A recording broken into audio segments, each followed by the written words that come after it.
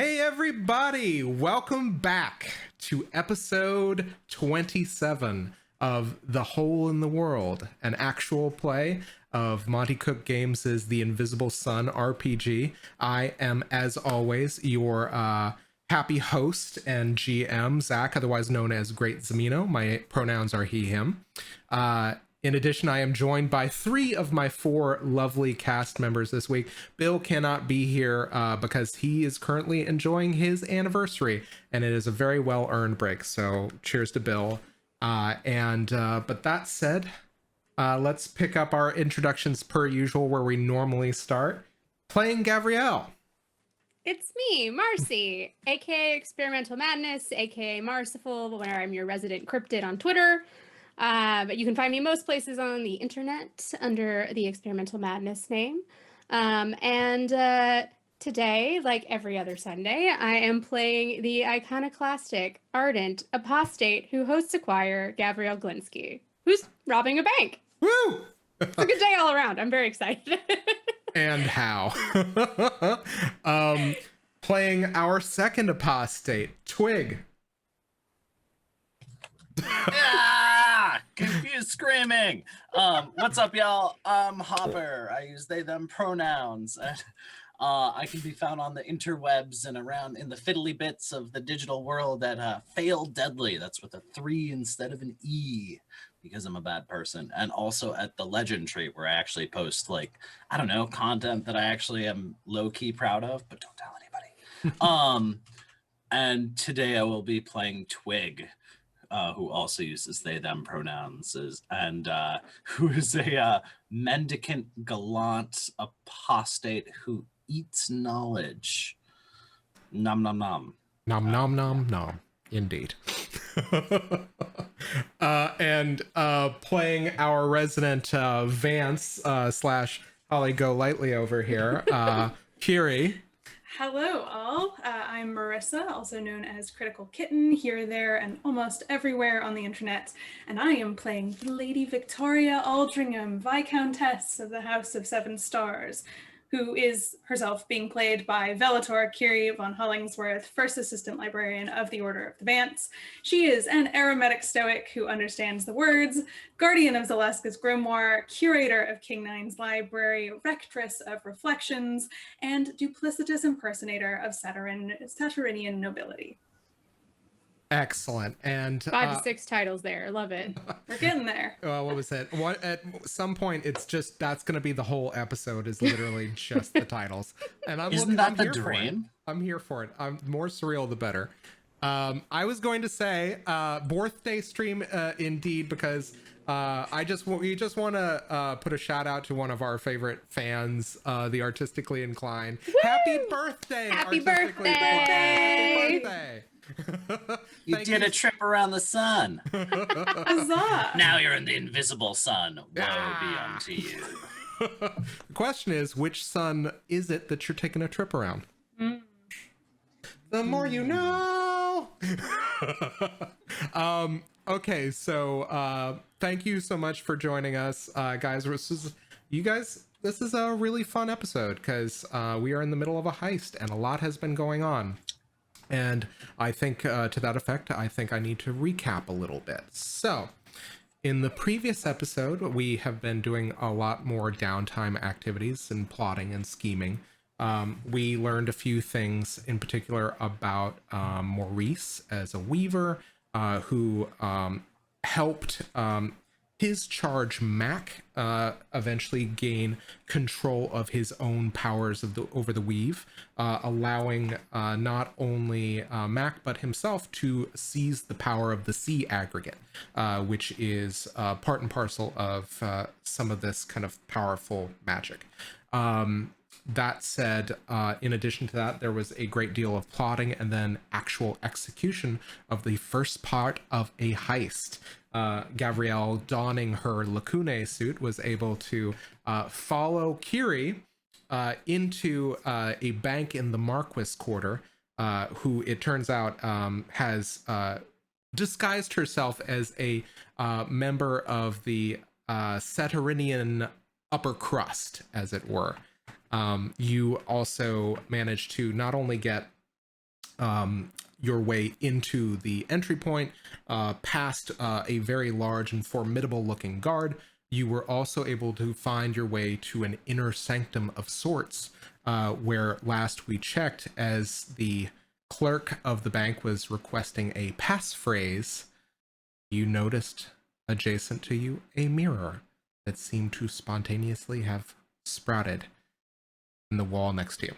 So that happened, and not only that, Twigg, you have been having some nightmares, and one of which has to do with Jaren, who you think maybe might be paying you a visit from beyond the grave.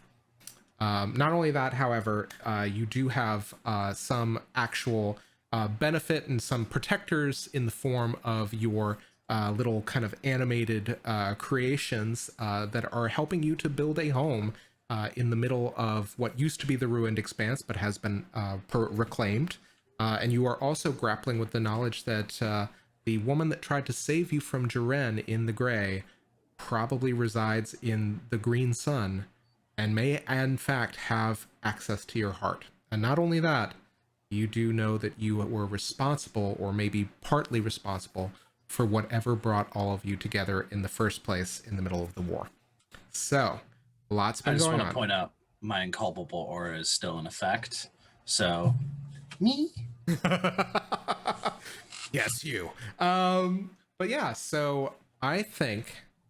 Now, normally I would start with the turn of a card, but we are right in the middle of a pretty powerful moment here, and I think what we're going to do is we are going to pick up right where we left off.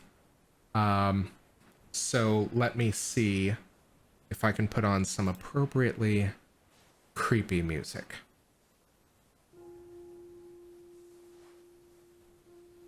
All right. Now, guys, let me know if this music's too loud, if anything needs to change. But, assuming everything is okay. Kyrrie, there is a mirror adjacent to you. You're beginning to lose focus on the clerk asking for your passphrase. And as you stare into the mirror, you see a familiar face. It's not yours. You are seeing the face of the woman you are trying to impersonate, the Viscountess. She appears to be absent-mindedly fixing her hair, preparing for bed. And you hear that voice, with cracking voice, the sound of glass against glass. And you hear it say to you, as suddenly the woman finds herself transfixed by her reflection. We can help you if you want us to.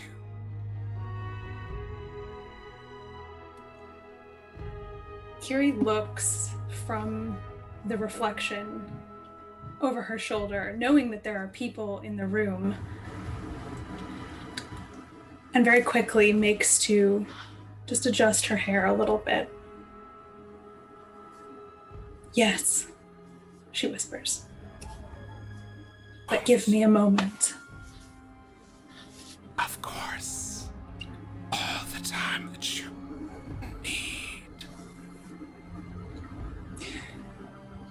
Kyrrie's going to turn away from the mirror and look back at the man asking for her passphrase. Okay. I'm sorry, you must understand. Viscountess's secret soul is something quite personal, quite powerful, in fact. And he looks at you and says, "Oh, of course. We take, you did use that passphrase in order to set up the account. We only assumed that you would be willing to do so again in order to open the vault. That's why so many clientele choose our bank." Does something matter? Not at all, not at all. But as it's such a piece of private information, I wonder if you wouldn't give me a moment alone to input it. Not that I don't trust you, sir, but... I would like you to make an interaction roll. You That might are... happen. And let me go ahead and reduce the noise of the music here a little bit. So what I would like you to do... Hold on. There we go. So what I would like you to do is I would like you to take one forward for the fact that you are impersonating the Viscountess very effectively. And I would like you to make an interaction roll. You may spend Bene as normal, and I need you to hit a 6. Okay. So I'll definitely pump a Bene into that, and then we'll add what you've given me. And here it goes. And that is an 8. So actually, we're at a 10. Okay, at which point the gentleman who you have already kind of perturbed a little bit, but also kind of bossed around fairly effectively, says, very well. And he steps to the side to a desk where the clerk would normally reside, and you are kind of given a moment alone. Gav, are you there? Yes. Yes. Try not to be alarmed about what happens next, okay?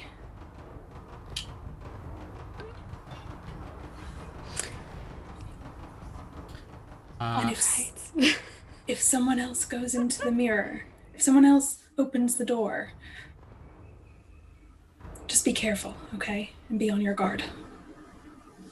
I'm always on my guard.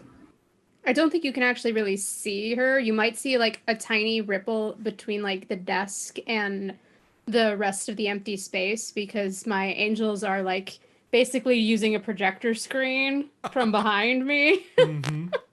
So I just look like whatever is happening in the room both ways. Okay. So I will tell you this then. Hold on. I figured out why my mic was being so quiet. Sorry about that. Okay, so the first thing that happens then is, so you say yes. Mm-hmm. And Kyrrie, I think, is going to try to step into the mirror using her mirror lurk secret to extract the reflection.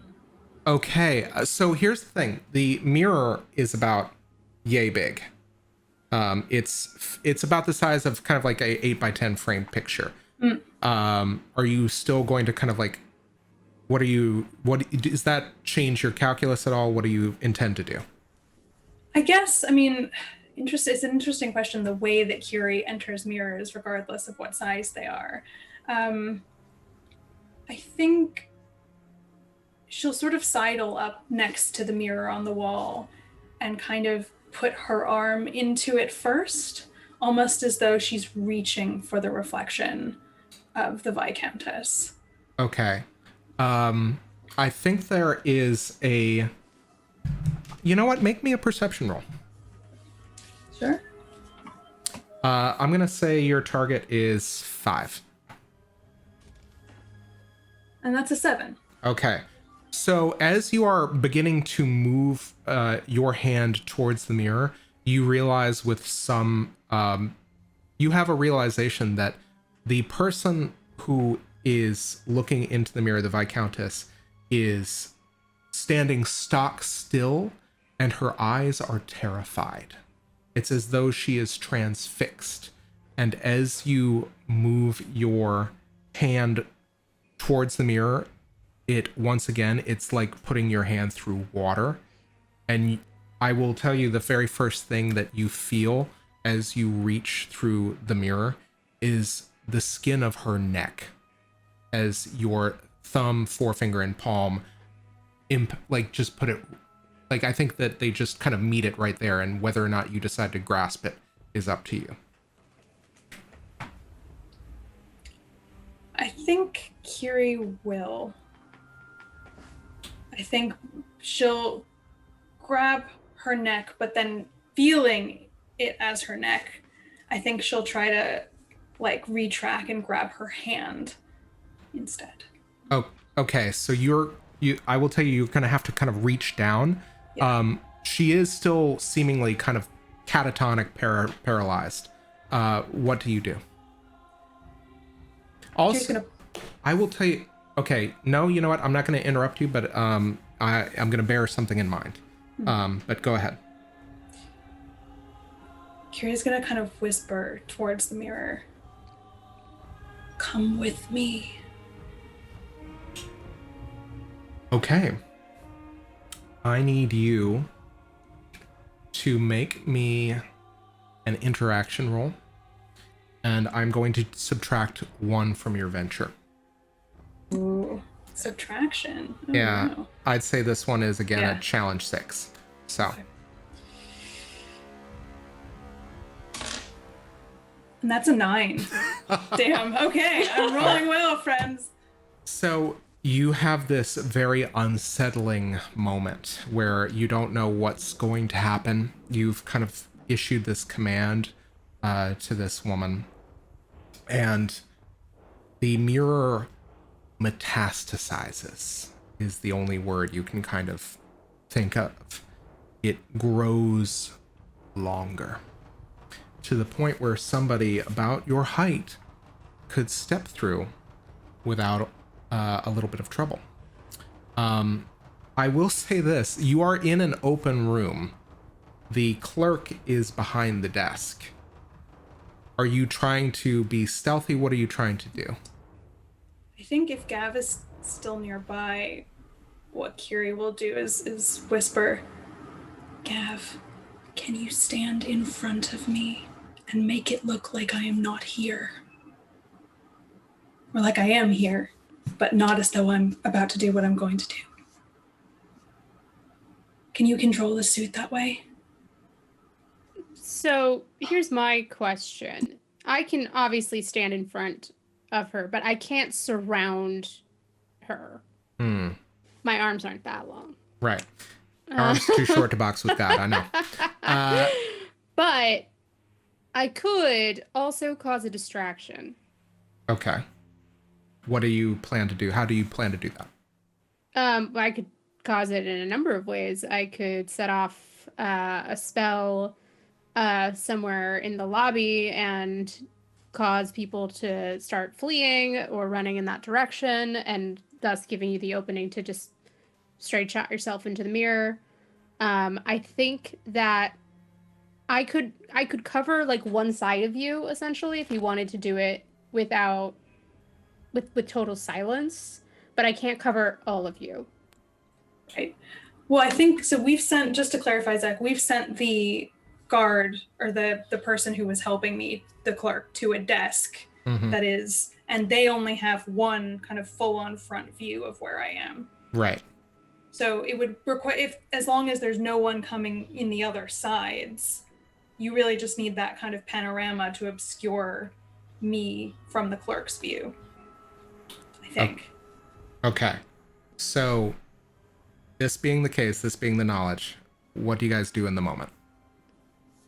I'll step in front. Okay. I would like you to give me a movement roll. Me. Yes, you. Yeah. Because this is just to make sure how well you cover Kyrrie. I do think I still have one more bonus movement from my suit. Excellent. Do that. What's the challenge rating? I am going to, you know what? I'm going to let chance play a role in this. So I am going to It's a dangerous game, my friend. I am going to turn a card, and if the number on the card is higher than the number that you roll, the clerk is going to notice something. If it is lower, you get off scot-free. If my number's lower than the card. If your number is higher than the card. So Higher it's than like, the card. it's head-to-head. Okay. So I rolled a 7, but with that extra movement from my suit, that's an 8. Okay, let's see how this goes. Oh, fuck. Okay, excuse me. I apologize. It's too late for that. You're not gonna be able to unring the swear bell at this point. Yeah. Is that the technical term, Zach? So here's the thing: is I realized that my chances were low, but the card is the Monarch, Are you kidding me? which is the sovereign of notions, cats, clocks, and wind. That's me. So here's the thing. Normally, it would be head to head. But here's the thing, is because it's your sovereign, because the card is your sovereign and your notions, cats, clocks, and win, it adds 2 to your venture. So you actually got a 10 versus a 9. Get out of here. Yeah. So no, but if it adds 2 more to it, actually, shouldn't that be, because I put in the bene for that 8? Shouldn't it then? No, it is 10. Yeah, I can do math. Everyone. You beat it by 1, and that I will tell you this.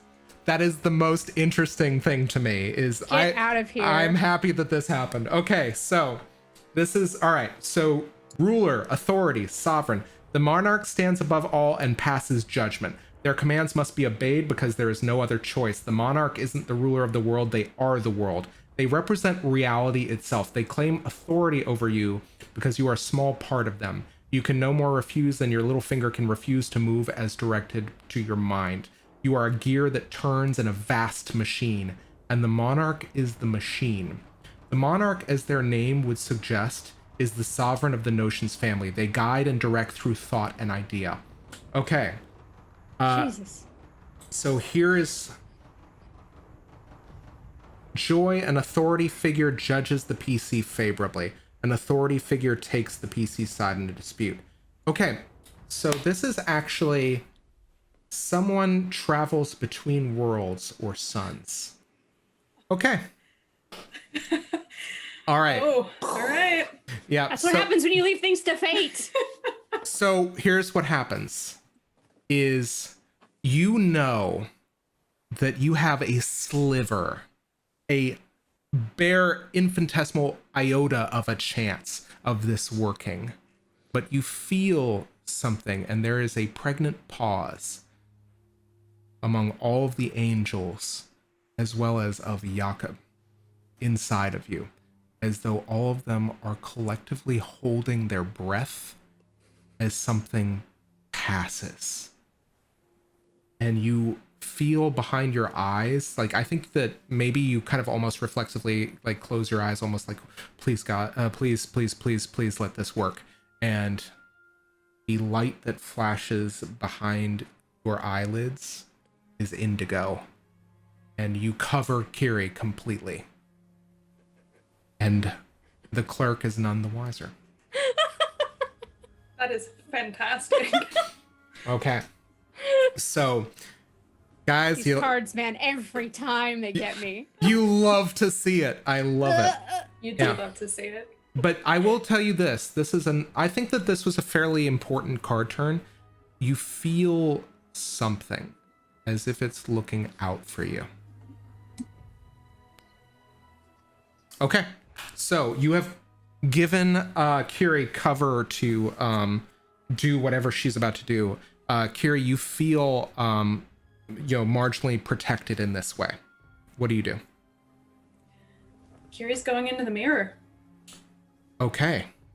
So using Mirror Lurk, you walk through the mirror, and you are grasping the hand of the Viscountess, and it's lucky you didn't pull her through, as she's dressed very differently from you. She's getting ready for bed. She's wearing kind of like a very luxurious nightgown, something I think you would probably say, oh, it's nice, but a little gauche, and that sort of kind of feeling. What do? You are on the other side of the mirror. You realize in the Viscountess's home. Taking a quick look around, what do I see? Does she still look terrified? Her eyes have shifted from the mirror and they are meeting yours, and she is speechless. What do you do? She's kind of just, I think, flabbergasted. What do you do? Hi, my name is Gavriel von Hollingsworth. I don't have a lot of time to explain, but I need you to come through this mirror with me. Will you trust me? Oh man. This is a big ask. Just take her soul. What? What? Any Who was reasonable that? person's response to that would be, do no. Dude, no. Why? Hello, terrifying lady who just stepped through my rear and grabbed me by the throat. Do you want me to come with you? I love how polite you are, but I didn't mean to hit her throat. I was going for her hand. Oh, okay. So I will tell you this. First off, Gavriel, take a point of joy as I did that GM shift. I had a question too, but I'll wait until we resolve this. Okay.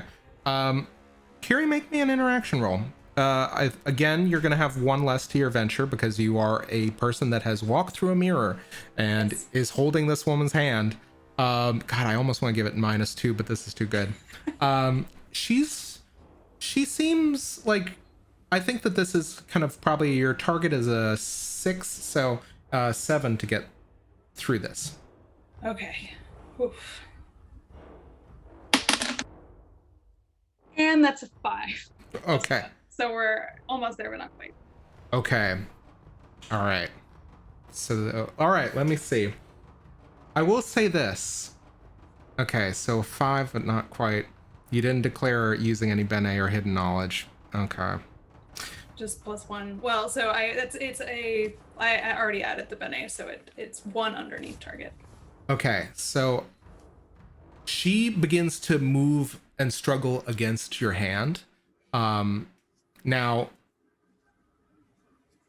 I think I'm going to pull another card because I needed to determine what happens. Oh, actually, wait.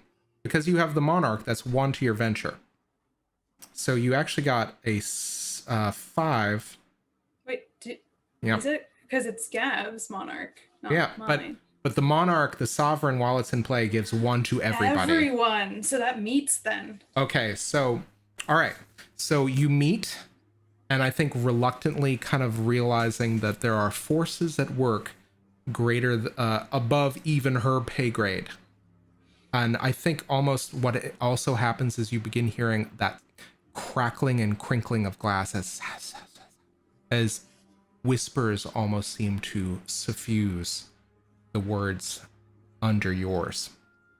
And she gingerly moves to step back through the mirror with you. So, Marcy, you had a question. I did. I did more of a reminder, really. I know we got pulled into a different room. Do I have eyes on the vault at all? Oh, it's this big, giant wooden archway. Got it. You realize that whatever it is, it doesn't look like a normal vault door. It's a very nicely more ornate door, but I will say this. Make me either an intellect, a sorcery, or a perception roll. I will do perception, and I will pop a Bene into that. Okay. So I have perception for days. Excellent. I'm going to say this one's I think this is a 6. Oh, 6 on the dice, but with that Bene, it's a 7. Okay, so you take a look, and there's this moment while you're kind of watching, like stock still, just trying to kind of provide the best amount of cover you can, and you notice that there is a shimmer to the door. So you realize that whatever this door is, you could, even if you try to brute force it, it probably needs some sort of magical impetus to get through. Yeah, so I think that that's what you gather from that. Awesome. Essentially, what I wanted to do was position myself in such a way that the second that door's open, I just slip on in. Okay. So right now you are providing Kyrrie cover. Now the thing You're about... in the mirror, though. Yeah. Right, But- but we'll be coming back out at. Gotcha. Yeah, I think to this point, yeah, as you come out, what's your plan? Right, so this is a very invisible sun question, and it is a question for you, Zach. Mm-hmm. Is a reflection pulled out of a mirror into another dimension corporeal or not? Okay, so here... All Did right. you pull her out of another dimension? Well, I mean, where she, another plate, like another bit of reality, wherever it's actually an interesting question because I don't know. I don't know what. I should have said this. All right, I hold don't on. know what time. Time is wibbly wobbly. So here's my question about your intentions. Are you pulling her reflection, or are you pulling her? So, I guess the answer depends upon whether or not a secret soul is a part of a reflection or not. What would Kyrrie know about whether or not a reflection in a mirror can contain a soul? Nuh-uh. Does she know anything? Oh no, I'm afraid not. Which is it? What's your intention? Her intention was to pull the reflection out of the mirror and to wear it. Okay. So this is what happens. You pull the reflection out. And as you look back at where you left, and you wear the reflection, almost like wearing a spell. And as you look back, you see the color has drained out of the Viscountess's eyes and her face. And there's a lost expression on it. But you have exactly what you need. What do you do? Kyrrie looks for a moment back in the mirror. What does she see? What does she see? You see the Viscountess. There was a little chair, and a bureau, and a little place for her to sit, and you watch as she just sits in the chair, all of her weight falls on it, and she just looks kind of gobsmacked. Well, Kyrrie may have fractured this person for her own purposes, but we're gonna go with it. Wouldn't let me blow up the bank. No violence in this bank, but we can just snatch a soul right out of this innocent woman. Kyrrie doesn't know the philosophy of whether or not a reflection is a part of the soul or not. She'll study that later. The philosophy of blowing up the bank is that I get the money. Two types of people. Two types of people, everyone. Right, well, I think Kyrrie is kind of still looking forlornly back at the Viscountess, and I think she meets her eyes, and there's almost like a horror in Kyrie's expression as it kind of washes over her that she has taken this woman's reflection and left the woman behind. But she then sort of remembers herself, where she is, what she's doing, the time sensitivity of this moment. And her gaze snaps back to the vault. Okay. You know exactly what you need. You know exactly what to say.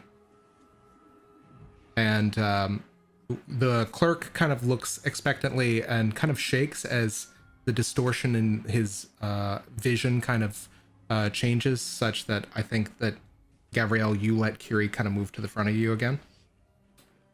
Now, here's my question. What invokes the Viscountess's secret soul? It's an interesting question. With what Kyrrie has studied of the Viscountess in terms of her past, having read and now having briefly met this woman, what does she know about the way that might work? You know that basically the invocation is something that is empowering, of secret importance to the person. It could be a name, it could be an idea, it could be an object, but you instinctually know. And my question is, what is it? Like, what do you think it is that invokes her soul? I think for the Viscountess, it's a memory of a locket and her father. And it was far before the Viscountess ever became a socialite, and it's far before she became the woman that she was.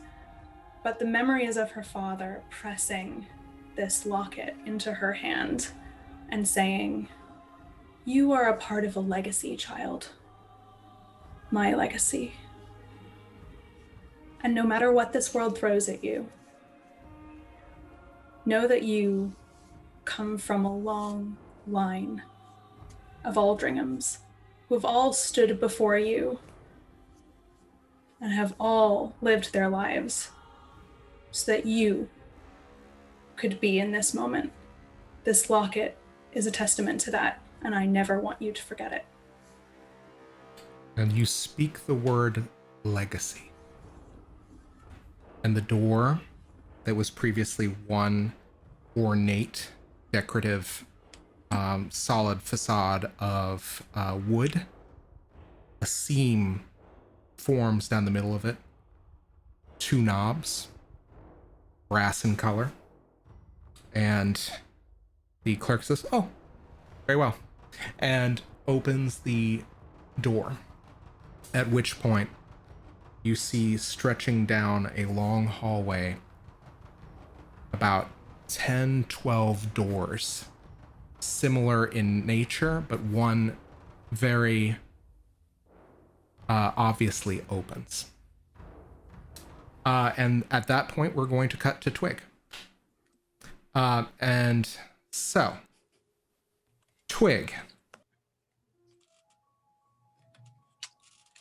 I'm actually gonna pull a card, see how you sleep. Oh, jeez. Oh. Okay. The harvesting spider. Action, labor, and stealth are the meanings. Spiders are so many things: builders, weavers, and caretakers, but also hunters, killers, and blood drinkers. The harvesting spider cares for her young, but at the expense of what she harvests, and that just might be you. She is stealthy and sneaky. Her many footsteps are silent. Regardless, spiders never stop working. They build and create to serve specific purposes. Its meanings are more esoteric, but still significant. The always active spider signifies action. Act, immediately, work, hard. Success can be had, but only as a result of action and toil.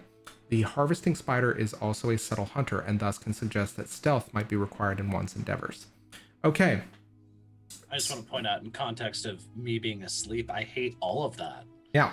So the despair notion for this, which I think is someone takes action, people labor to achieve a goal, a newly erected structure becomes important. Various forces debate over a single important action. Thieves or spies are active in the shadows.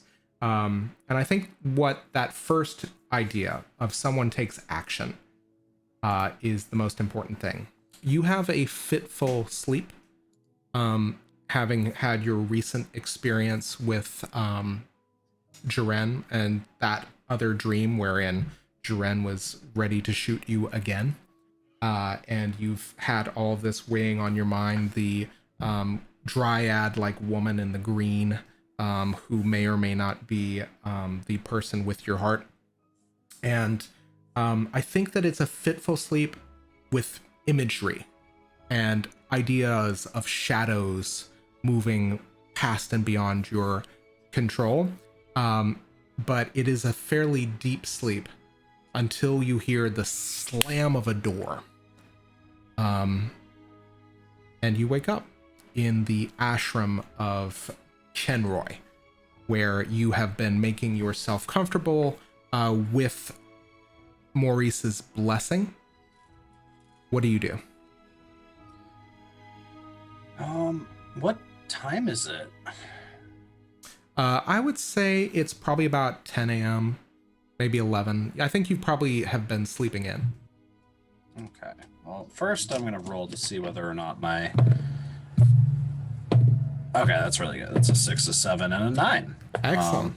So we are real good on ye ol' spells. I'm still not guilty, and I have tons of bullshit in my pockets. Oh, actually, I have to retcon real quick. I just realized something. Because your heist is happening at night, isn't it? Yeah. Okay, so yeah, actually, you wake up in the middle of the night. I apologize. I mean, that tracks. That's normal. I'd say it's about 8:30, 9 p.m. Okay, cool. Yeah. Yeah, I don't really want to be here. This has all been super weird, and everybody is just, I don't know. Like, what did Twigg have a reason for really sticking around this long? I don't feel like they did. Well, I think the reason that you were sticking around is mostly because Maurice asked you to, and also basically because Kyrrie kind of reunited you two. Yeah, and so there's kind of like this vague sense of obligation, but not really, because you're an apostate. You do what you do. I'm an adult. I do what I want, even if what I want is terrible. So I think I don't know. What's the kitchen situation here? As the library situation, either one. Yeah, I was gonna say, as you kind of walk out, there is I think a very nice small kitchenette off to one side. There is a used teapot, and actually there is what appears to be a small folded piece of paper that says Mr. Twigg. Actually, there is kind of like, I think Mr. is scratched out, and then Mrs., and then Miss, and then just scratched out Twigg. And you realize is it in a handwriting I recognize? It is. You don't recognize the handwriting, but you know for a fact that this is probably Mac who has written a note for you. That tracks. Oh, sweet summer child. All right, I'll pluck that. I think Twigg's gonna snag that and take a gander. As you open the note, there is a little bit of hastily scrawled text. Something's happened to Maurice. Going to find Mr. Victorum. Be back soon. Oh, fuck. All right, well, first and foremost, is there anything with caffeine and or alcohol up in here? There is a teapot that looks like it was made maybe an hour or two ago. All right, so we got some cold tea. What's this is Kenroy's place? Mm-hmm. Twig's gonna I'd like to search for an adult beverage, please. So you're kind of looking around the kitchen, and I think there's probably some ubara, which is kind of a very kind of a refined, very almost kind of esoteric adult beverage of Saturnine. It's fairly common. It's kind of like a think of it almost like sake. Like yeah, so Twig just totally gives up. And it just dumps some tea into a mug and then mixes this with that, and then I'm gonna cast a psychic missive. Okay. Targeting our resident mastermind dickhead. What do you say? Is there a overly enthusiastic puppy of a man yammering at you, or I'm too tired for this shit. Something's wrong. Maurice is gone. You can respond to this message. And there is a moment, and there a panicked voice arrives back in your head. And you hear Basil Victorum's British timbre in your head say, Mr. Webb opened the war report. I need to find you. We need to find the others now. Well, fuck. Don't look at me. I ain't putting mine in the swear jar. All right. Well, god damn it. Fuck. Shit. God. All right. And you hear just a kind of like an ellipsis of I am inbound. Cool. So Twig is going to put on some more tea and is gonna start loading up, just taking a general assessment of what they've got in terms of arms and armament. All right. Oh fuck! I don't think Twigg. Hopper knows where the war report is. Twigg doesn't, or where it was. Thanks. I hate it. Yeah. Yeah, I will say this. As you're kind of like, you've heard that message, you hear a familiar whine at your near your knees as you look down and you see Duncan looking up and just very Oh, buddy. and not only that,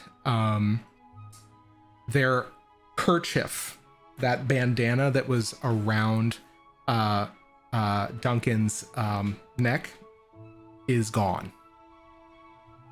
The one. Oh, where's oh god, how smart is Twig? I don't know, but I don't know whether or not I see that. It's just like, well, that sucks. Sorry, bud. I don't know where Maurice is. Let's figure that out, huh?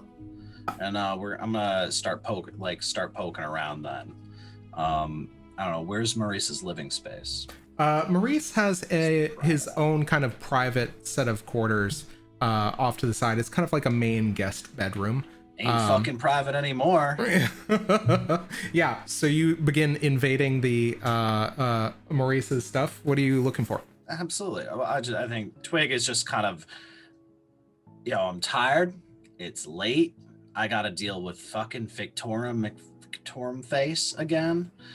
And Maurice read the fucking war report, so that's cool.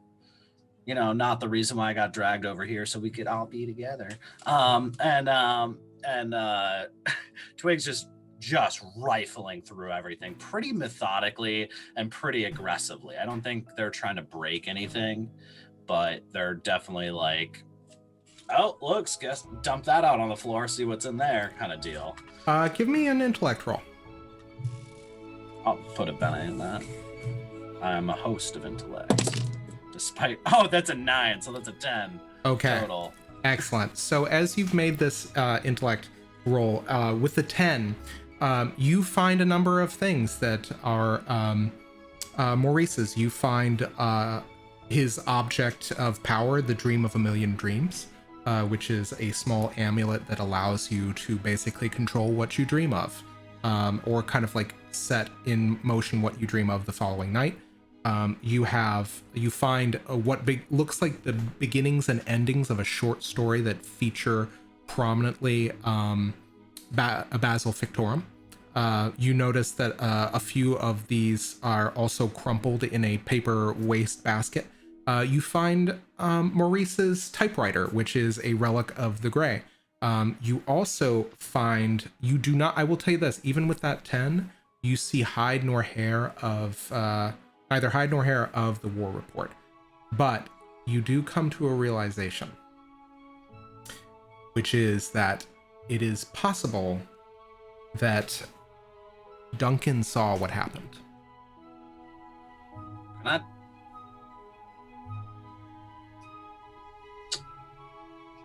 What do you do? Hey, buddy. Oh. Oh my god. I just look at all my various spells. Don't forget. Now, I realize you're a dog, or a facsimile of a dog, whatever, that the difference is negligible as far as I'm concerned, but can you talk? Oh, buddy. Where is he? Is he going somewhere? He is trying to pull you towards the front door. Okay, I will allow myself to be yoinked by yonder dog. Okay, you are yoinked by yonder dog. Duncan begins pulling you to the front door. As you are kind of traveling and you are being pulled to the front door, I am going to pull a card. see if anything happens. Oh, I'm down, what, 3? Psychic is 2, 3. I'm down 3, okay. Delay, inaction, barriers unchanging, the sealed door.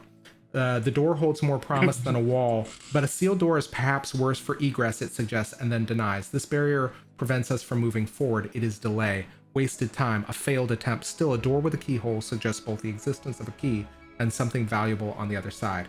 Of course, the door in the family of secrets and seals, it keeps the secrets safe. The implication, of course, is that great discoveries lie on the other side if you can only get there.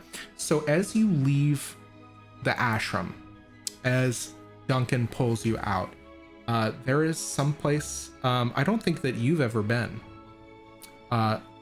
across the street. It appears to be a monochromatic house that is waterlogged and also seems to just kind of stare almost, and you realize that the ashram is a little bit further off from all the other places on the street, but it seems that whatever this house is, it's parked right across from the ashram. And not only that, you realize that it is you realize it wasn't there when you came in to the ashram to stay. Actually, have you been in Maurice's house? Long time ago. Long time ago. You recognize 2 weeks ago. You recognize that this is Maurice's house. So it's back. Well done. I'm gonna kind of Twigg glances down at Duncan and goes, "Eh?" At which point, Duncan just and begins kind of zooming forward towards the house. All right, zip along. I don't know why I'm doing a southern accent. I apologize. Yeah, as you zip along, Duncan begins sniffing the front door underneath, and as you get to the front door, I'd like you to make me a perception roll. I will put a Benny into that. Okay. Just tell me what you get. That's a 5 + 1, 6 total. Okay, as you get to the front door, and you see Duncan sniffing at the front door, you hear the sound of a very baritone, very bass growling on the other side of the door. Oh, fuck no. Well, first I guess I'll see if the handle's open. The handle, it doesn't seem to want to give.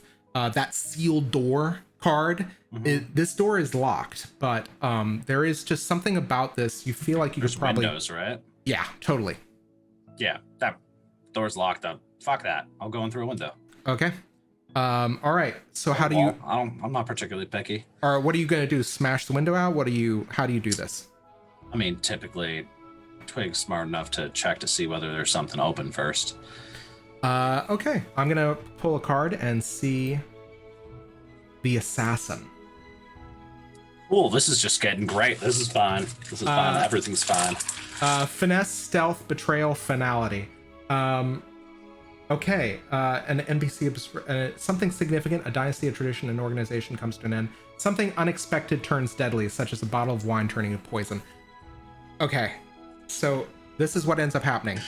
You smash through the window, as you're kind of like, because there's no other recourse. Nothing is closed. Nothing is open. And as you smash through the window, I think you probably put your elbow in and kind of like wrap it up with whatever you find in your plentiful pockets. And as you reach down to get the latch open, that is when you feel a set of teeth on your wrist as something begins gnawing and trying to reflexively chew at you. Well, that's rude. I need you to make a resistance roll. All right. Let's see here. Resistance. I believe that is a. What's my skills at? Skills. Oh nope. Fuck all on that. Can I use hidden knowledge? Absolutely. What do you like? I think what does that form does that hidden knowledge take? I think, much like many other things, I think this comes back as a recollection of dealing with something gnawing on one's arm before, and how to best handle that, like which way to move. It's actually it's less hidden knowledge and more like suppressed muscle memory, which comes flooding back at when it's triggered by the catalyst of the experience. Okay. So whether that's my memory or somebody else's. So give me a roll. I'm gonna say your target is a 5, and then add your hidden knowledge. What am I adding? What do you mean? It's a 5. Okay. All right. So you managed. I think what you realize is this is another dog that has your wrist in its arm, and as you kind of pull your sleeve up, you realize that it is another copy of Duncan. Thanks. I hate it. Yeah. At which point, I think almost reflexively, you just look and say, "Duncan, no!" and it lets go of your wrist. And you see the other Duncan that you know pile into the window.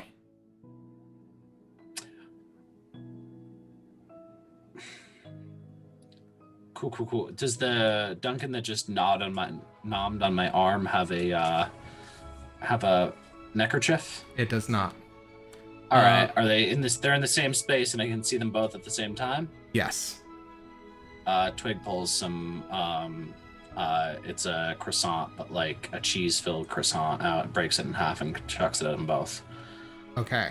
And with that, as you clamber in, you hear a smashing at the front door, as though somebody is putting their shoulder into the door. I'd like to pop my head out the window I just broke in and see who's smashing on the front door. It is Basil Fictorum, followed very closely by Mac. Oh God, I'm a bad person. Can I open the door from the inside? You may absolutely do that.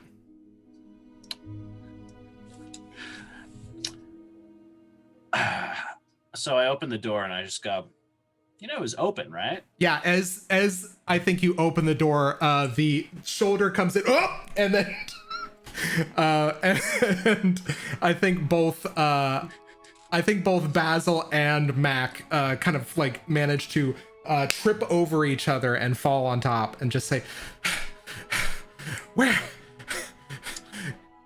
Thanks for dropping in, guys. Which ones are you? And also, at this point, you see that Twigg has unholstered Fortinbras and is just very casually just kind of just holding it against their hip. Yeah. Don't move.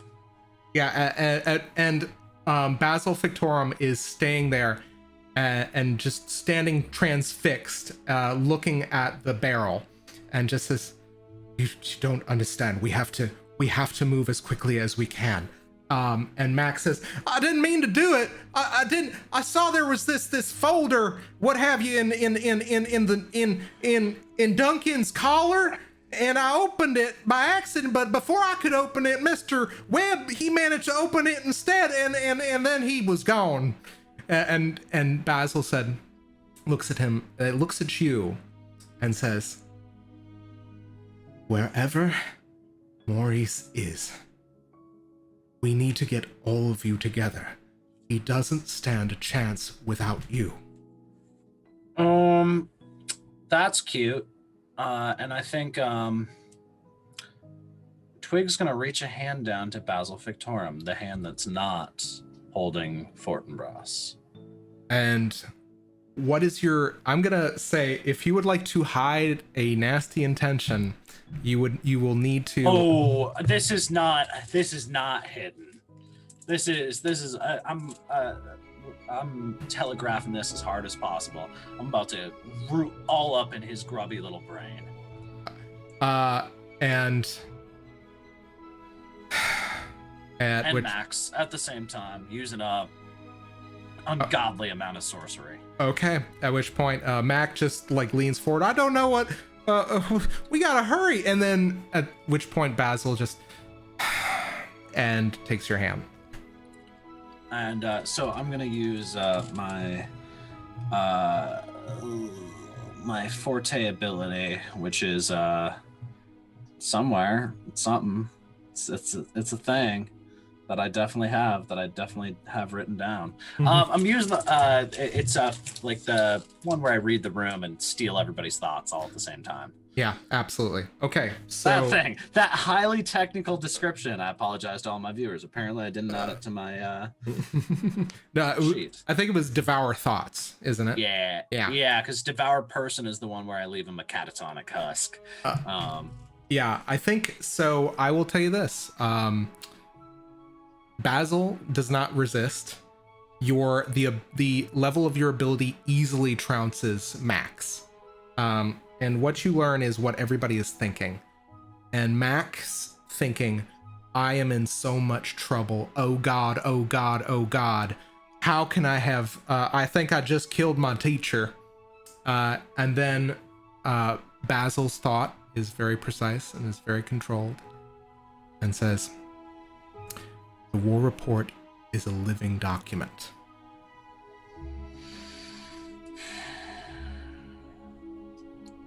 Are you the real Basil? And are you sure that's the real Mac? And he looks at, he says, there's nothing, time is of the essence. I am as real as... That's not a fucking answer, bud. I am the realest Basil Fictorum there is. Everything else is fiction. I'm more than that. I told you what I thought when you saw me in the secret bar, and you gave me the advice that I needed to hear. How's that for real? I think Twigg's gonna adjust her. Duncan's. Oof, oof. You realize the one that actually snagged you is a little bit mangier and a little bit kind of like emaciated. You see why I got a little bit of problem with this? And Basil cannot help himself. He looks quizzically at the second Duncan. This is... Huh. And that's all you get. Okay. Cool. I'd like to take an action to, get all my sorcery back. Okay. Because I hate all of this. As you do that, I am going to pull one more card and see if something happens. Okay, let's see what we got.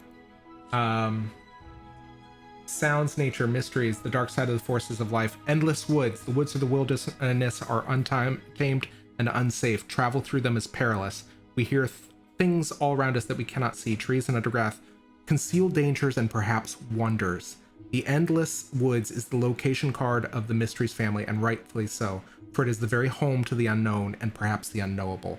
And I think what happens is you, I think that you realize that this house, whatever it is, has a lot more secrets to it. Looking at the Duncan that has kind of gnawed on you and is now healing, you realize that this house has a lot more secrets to it as you look into the corners of the rooms and you see cobwebs and spider webs filled with spiders looking on very kind of like quietly and anticipatorily. And I think that realization is also when you begin to feel the house move. And we're going to cut there. Okay, so Gavriel, Kyrrie. Yeah, what's up? I'm good. Gav doesn't know anything about this, and she's focused, and things are going well. Yeah, absolutely. So we're going to change Straight chilling. All right, you guys see a hallway in which there are a multitude of doors, one of which is open to all of you. What do you do? And Gav? Yeah, go ahead. Gav is following Kyrrie in this moment because the goal is to get that door open. I'm going to slip inside. I'm going to get the goods. Okay. So your goal is to get the goods. Yeah. All right. There is a door that is open. There are about 12 doors, 6 on either side, in this long hallway, and the clerk is moving down to the front. Okay. Kyrrie's gonna follow the clerk, I think, given that she is keeping up appearances of this being wholly legitimate. Absolutely. I think Gav whispers, you're going to have to take something from the vault after going through all this trouble. I know. I have some idea of what that might be now. Take whatever you like. It won't make much of a difference. Oh, it may well do, but come, let's go. Are you still wearing this woman's reflection? Yeah. I think that this is something that only you with your angelic perception can see. It's almost like a wreath of gauze, a kind of like a gauzy kind of like superficial reflection over Kyrrie's. I'm almost afraid to ask what you had to do to get that. We'll figure out what it means later. For now, let's just get what we're here to get. And Kyrrie sounds shaken, like she doesn't quite know how to process what she has done. I feel Gav would pick up on that, and Gav just sort of would like reach out normally, but doesn't this time because she's not quite sure what the suit will do. And she just goes, just keep it together until you're out of here. And again, remember what I said. If you get back to the safe house and I'm not there, something has gone terribly wrong. Okay. Okay. As you guys are moving down the hall, the clerk very, nonchalantly walks towards the door. There is something also you notice. There is a very ornate looking gate at the very end of the hall, kind of like almost like a 13th door. And you hear a whisper as you approach kind of like the room, and you hear the clerk say, "Oh, pay it no mind. Your vault, Viscountess." And as you pass this large gate, you hear it say, "Are you her? Are you the one? Are you my love? I miss you so." Kyrrie turns immediately to the clerk. I'm sorry, but my memories have been somewhat slow to return. What is that? Oh, it's a bit of a interesting collection, as it were. We have this door. It apparently used to be a Visley. Oh, does it have a name? It's not said as such. It's actually belonged to a fairly wealthy Marquess resident who had it installed as his own personal vault. I see. And there's no record of what Visley this was? Not as of yet. I'm sure that at some point the gate, as it were, will become a Visley again. Only a matter of time, as soon as the owner finds no more need of it. Anyhow, this is your vault. Quite. Thank you. You've been oh so kind. It's my pleasure, ma'am.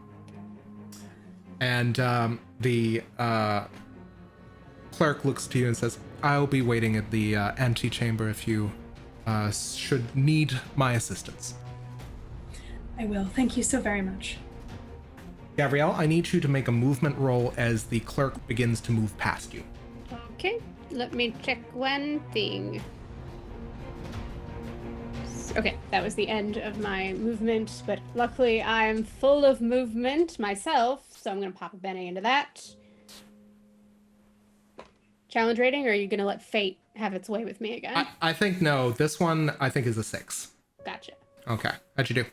And you can That's use a 9 on the dice. That's Awesome. a 10. All right. And Fate you loves me. Yeah, easily enough. You slip past this guy. He barely even notices the shimmer of the Lacune suit as he moves past fairly diligently, and you just hear him whistling an unfamiliar tune as you two are now alone in the Hall of Vaults. I pull out a satchel that I had like stuffed into the suit. And Well, that went well. Do you need to get into any of these other vaults? I don't know if they're all open.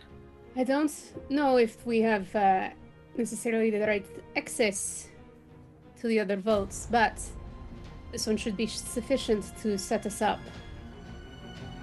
Somebody turned and I was like, somebody turned a person into a vault? I guess. I hate this fucking city. She's going into the vault. okay. So as you kind of wander into the vault, Kyrrie, I would like you to describe for me using the Viscountess's memory what this looks like, and I will tell you what she has there. Yeah, I think the Viscountess is very precise and very organized, and so everything is in its proper place. I think, though, aesthetic is also very important to the Viscountess, so it doesn't just look like your average safety deposit box. It's got like trellis ways. I think actually a fountain, a working fountain in the center of the room that's kept up. You know, it sounds like there's running water and birds chirping. And you could almost imagine if you closed your eyes that you were outdoors. And she's kind of got in every little corner, you know, there's jewels in one side, there's, you know, family heirlooms on another, there's precious metals, there's plates, things that have been passed down through her family line. It's basically a storage room for some of her most valuable possessions. So, yes, there are a number of these items of priceless antiquity. There are two things that you notice that you realize are one of the oldest possessions in this room, and it is on a velvet pillow upon which there is a sleek silver circlet that is set with sapphires, and on one little plinth behind it there is also a fairly surreptitious looking bag. I think Kyrie's gonna go over to the circlet. You know this from her memory. It is a fatidical crown, an object of power. You know something helpful happens when you wear it on your head and you ask it a question.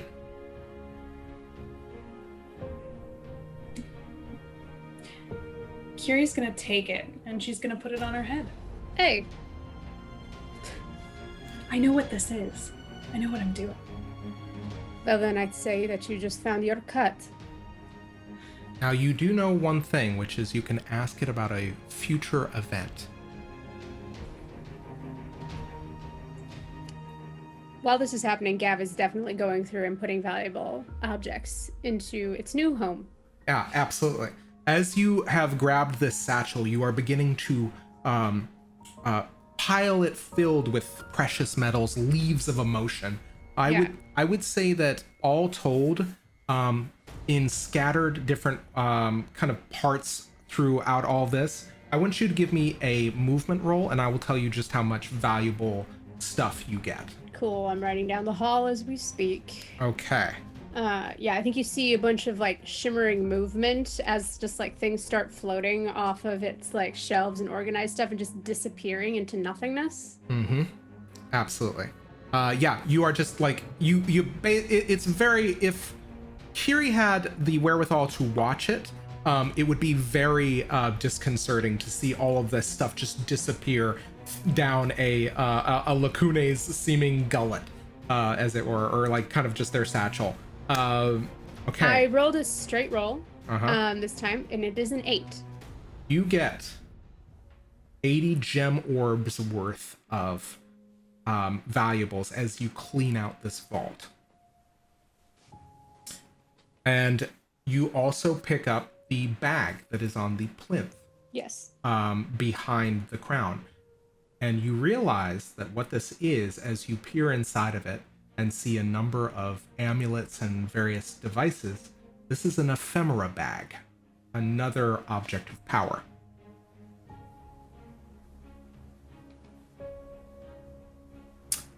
Well, if Kyrrie's taking that circlet, then I'd say this part is mine. Mm-hmm. Okay. What do you do? All right, so you've taken these 80 gem orbs worth of objects. I would like... Kyrrie, what are you doing?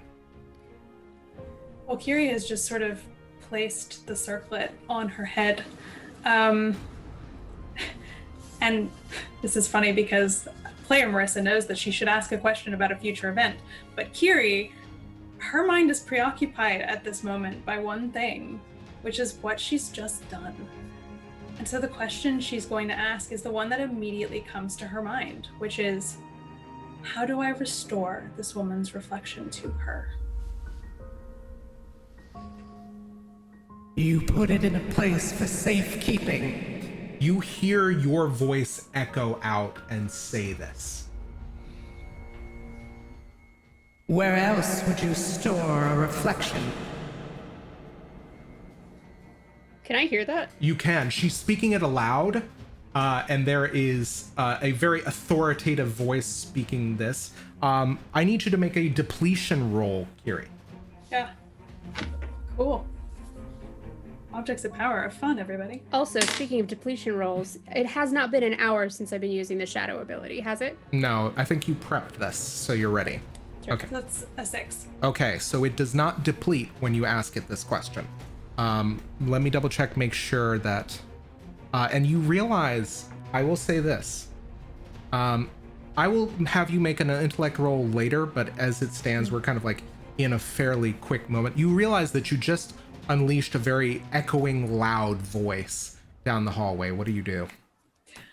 Kyrrie sort of realizes, well, she didn't know this was going to happen, but she takes the circlet off her head immediately to stifle the noise, and then looks to Gav. But I think at the same time as she does that, she scans the room and looks for one object in particular, and that is, does she happen to see the locket from the memory? You know what? I'm going to pull a card and we're going to tell you.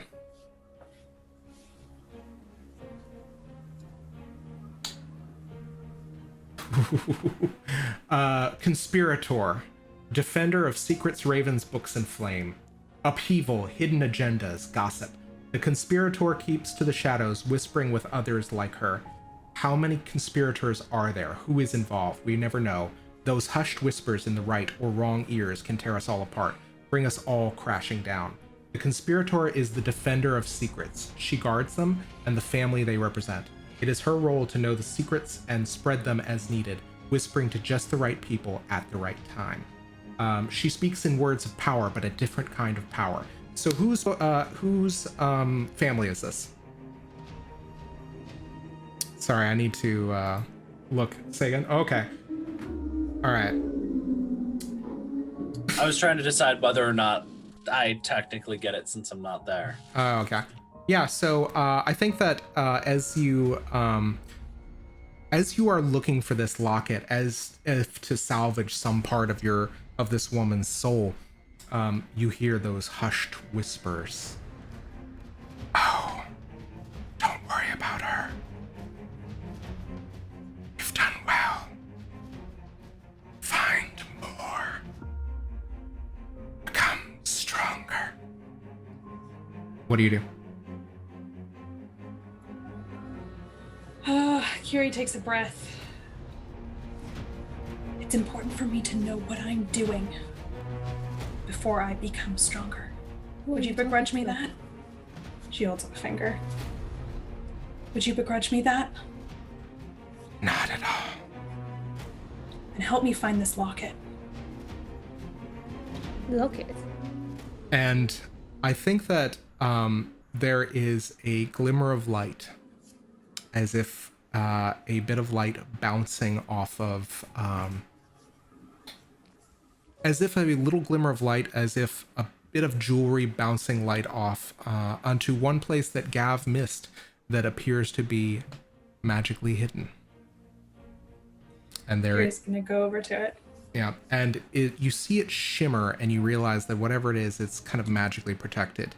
And as you move your hand to this, you grasp the locket. Kyrrie's gonna take it. Okay.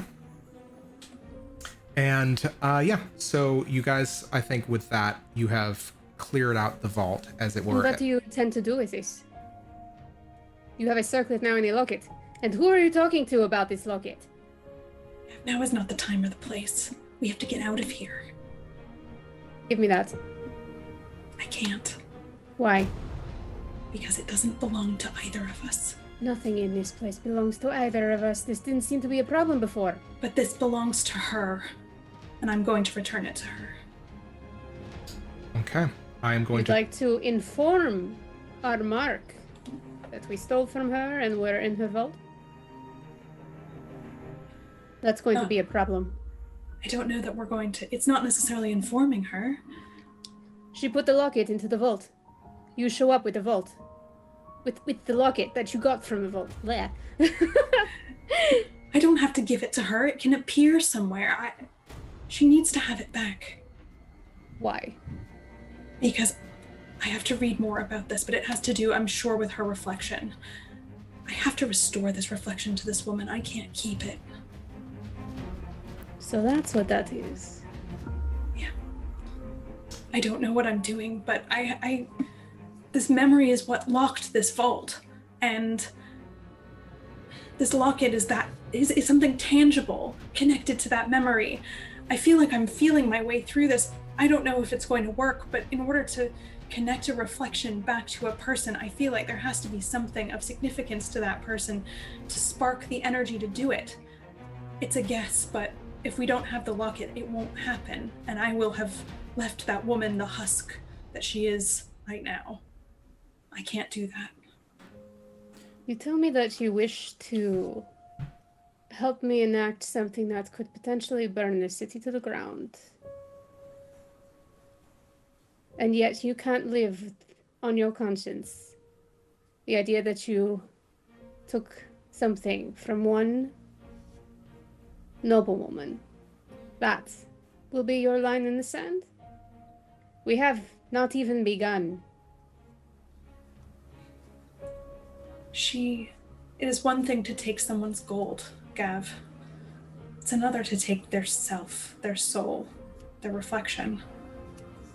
Gav is cinching up the satchel and tying it off. You can't see her expression, but if you could, it would be very distant and hardened, as if she's reflecting back on some things that she's done in the gray.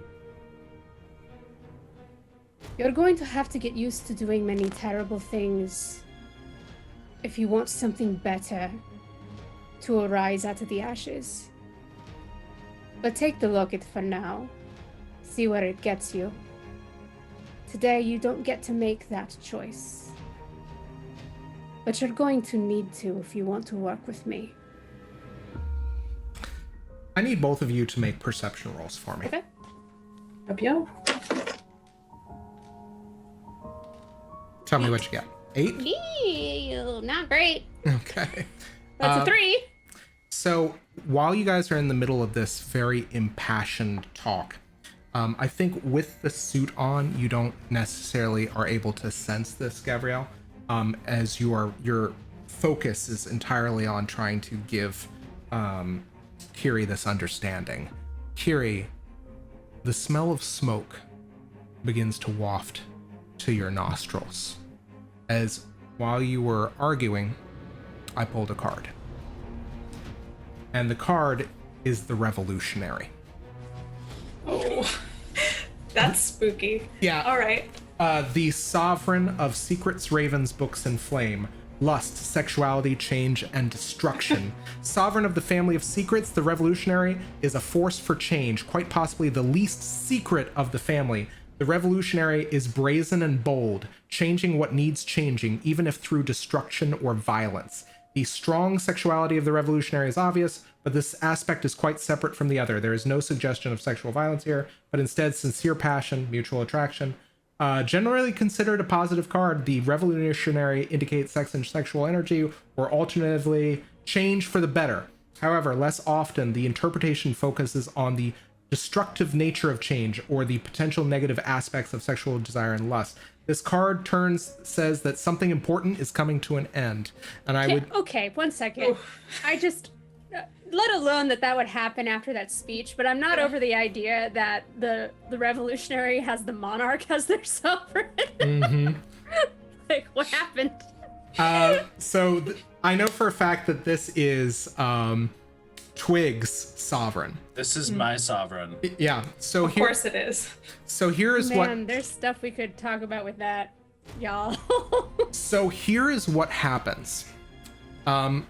You hear panicked yells down. You hear panicked yells down the hall from the entry to the vault. As you see what appears to be billowing fire and smoke, and you hear a crowing voice, triumphant. And let me double check. I think basically you hear a triumphant voice saying, "Smash it all! Anarchy for all!" As you realize, you see a flurry of wings, Kyrrie, orange and red in color, as they appear to be doing battle with the guard at the front of the antechamber.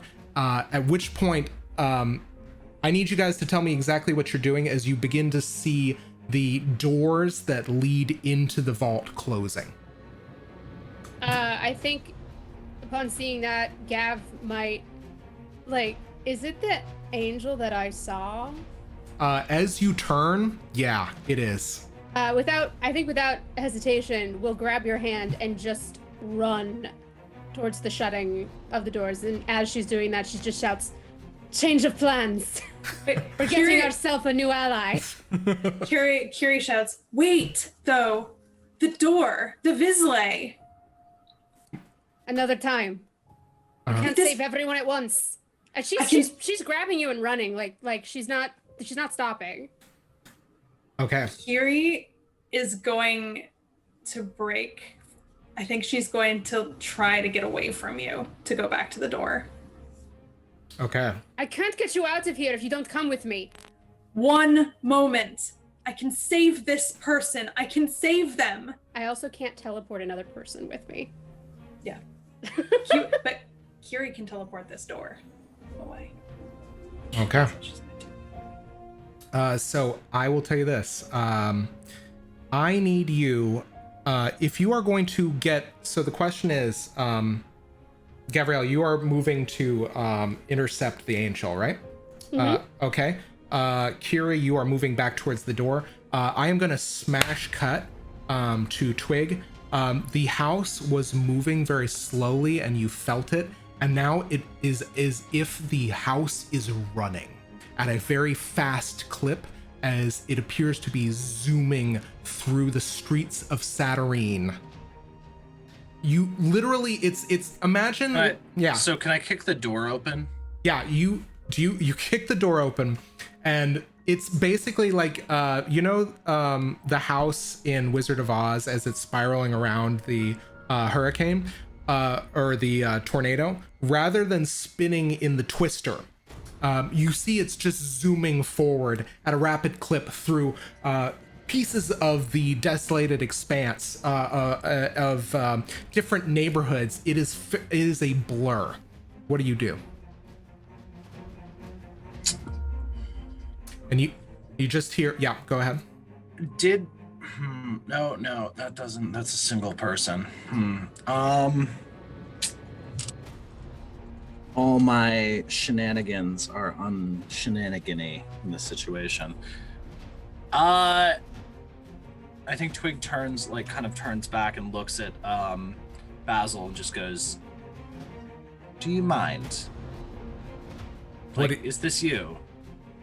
No, this isn't me. It's there's something about Maurice's house. We haven't figured out. It's going someplace. Yeah, that seems like a terrible idea. I'm getting off this ride. Maybe it's trying to find someone to help. If you do, it's probably suicide. I won't be able to help you. And the first time I've died. And, you know, for someone who seems to... You're awfully suspect for somebody who has all the answers all the time. All of a sudden, you can't answer a single one straight. Because we're in uncharted territory, friend. Mac? Yes, Miss, yes, Okris, Twigg? Just Twigg, bud. Just Twigg. Okay. You want to stay on this ride or you want to get off?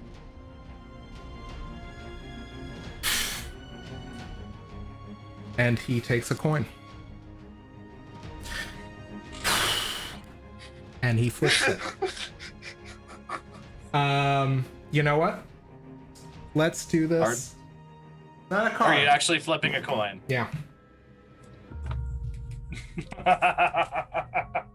Call it in the air. Tails. Yep. Well, that's heads. So Mac wants to stay on.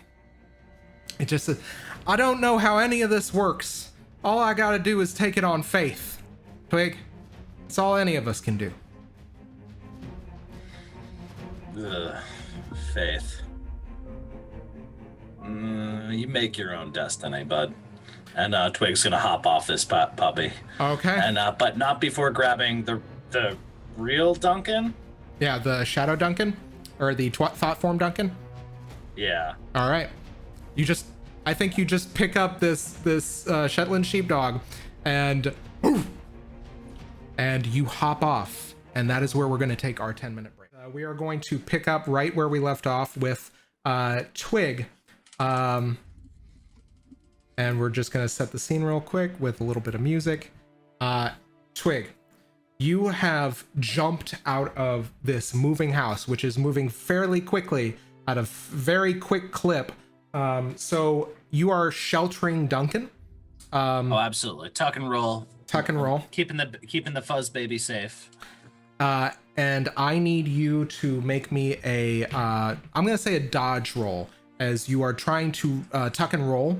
But you're going to have -1 to your venture because you are holding a dog. That's fair. For a dodge roll, that's good for me though, because I have 2 in dodge. Excellent. So, and I will spend a movement bene as well. Excellent. So, give me them and dice. And also put my d20 down. Yeah, you can't get that number. What are you talking about? Yeah. That's a 19 on the dice, Zach. That's actually awful. That's a 3 on the dice. So that's a +2, so 5 total. Okay, so a 5 is 1 short of what you needed. You are going to take 1 injury as you hit the ground, but you successfully managed to shelter Duncan. Does armor reduce that at all? Yes, it does. You take no damage. It looks like it hurts, but then Twig gets up and just kind of brushes off a scratch, all Hollywood style. Just like, oh, this hurts so much, but I'm perfectly fine and capable of doing everything that the scene requires of me. And actually, here's the other thing: is your sovereign is in play. You wouldn't have taken any damage either. Yeah. So yeah, it's that all of that still happens though. It's just purely aesthetic. Oh yeah. It's just for the mood. It's a big mood. But okay, so you hit the ground, you tuck and roll. Duncan, you realize has got something in his teeth. Oh no. What? It's a bandana. Drop it. What's in your mouth? What's in your mouth? It's a brown bandana which you realize is a very carefully hidden sheaf of papers that you know is the war report.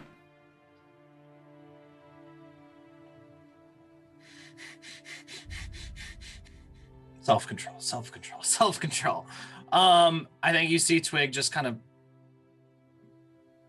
reach down. Does he let go of it? I think there's a moment where you think that Duncan's gonna play a little tug of war, and then just lets go. Oh my god, I totally want to play tug of war with MacGuffin.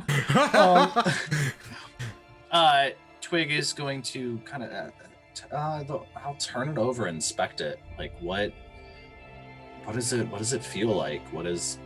It's disguised, but now that I've seen through that, what does this look like? It is a manila folder with a few typewritten pages in between the sheafs of the folder, which has a very, in Courier Sans kind of font on the side on a label, the Battle of Upper Taverswood. As you realize, is there an Upper Taverswood? Not All that I you know know about of. is a Lower Taverswood.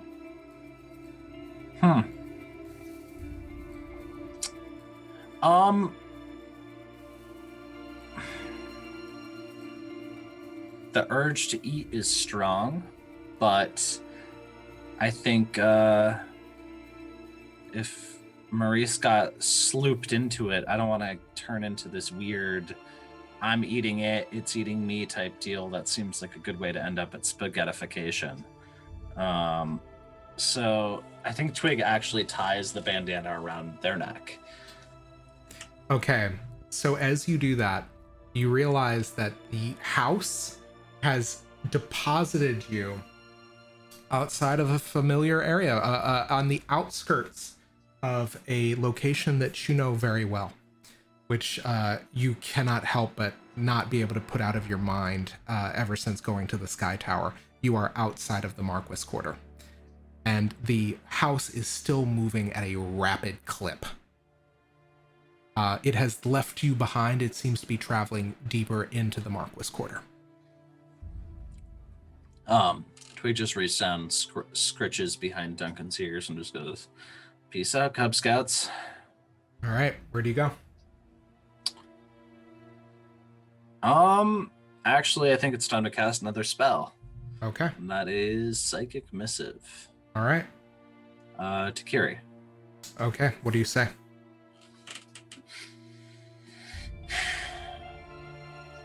Maurice got eaten by the war report. Basil and his sidekick are headed, I don't know where, in a moving house.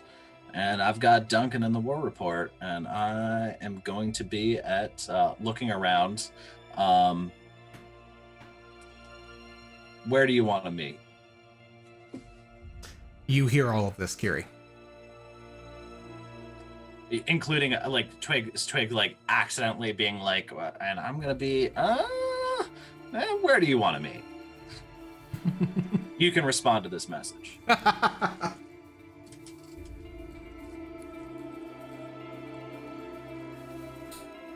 Thank you. Yeah, I think given the circumstances, I think what you get back from Kyrrie sounds a lot like static.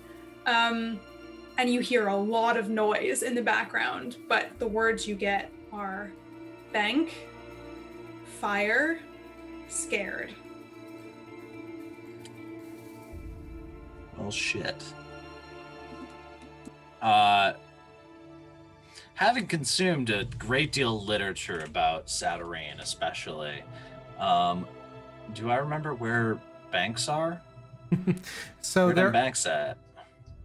So I will tell you this: the home of a lot of Saturain's money is the Emotion Mills Consortium, which is headquartered in the Marquis Quarter.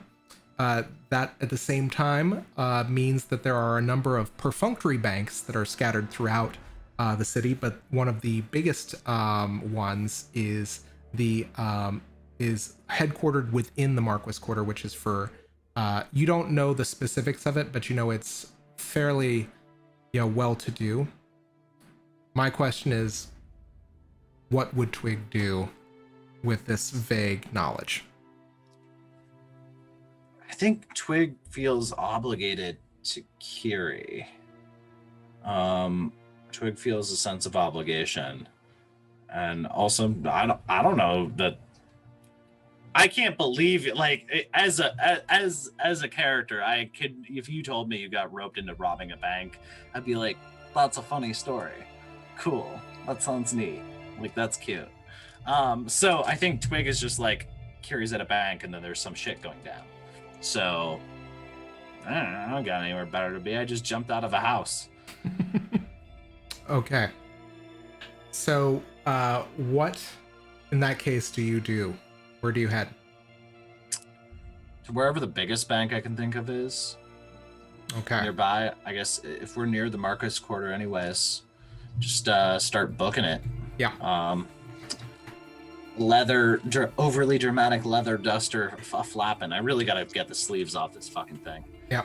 As if caught in a wind, you move through what appears to be a school of fish that are being kind of panicking around, having their kind of swarm pattern broken up by the house that has just moved through the street.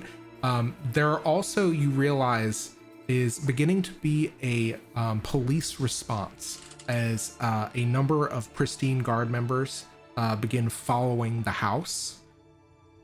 And as you kind of make your way towards this bank, you realize that you are going in the same direction. Well, shit. All right. I think there's just strong David Tennant vibes as Twigg is booking it through the street, long coat of flapping. I imagine Duncan is fucking overjoyed by all of this. Oh yeah, like tail wagging, happy barking, and there are just people on. This was not a very subtle kind of stylistic escape you did. There are people that are just kind of like looking on, aghast at what has been going on. And just, did you see that house? Oh yeah, I was moving really fast. Just like, well, if I didn't know better, I'd say that thing was, what was it? Was some sort of, it definitely should have come from Fartown. Fucking Fartown. You know, that type of thing. So yeah. Fucking Fartown, man. What's the Staten Island of Saturian? I would say that that's probably either Rive River or the Hollows. I think the Hollows is kind of rough and tumble, but maybe Undersling. Undersling is more Jersey though, because it's literally bridge and tunnel to get there. Oh my God. So okay, so you begin. What was it? Duster flapping in the wind, taking off at on foot towards wherever this house is dashed off to, and we're going to cut back to Kyrrie and Gavriel. So we are going to start, I believe, with Gavriel. You are moving towards the closing doors. I need you to make a movement roll to just make sure that you get through the doors in time before lockdown. Sure thing. I'll put a Bene into that. Okay, and now I need to All right. change the music.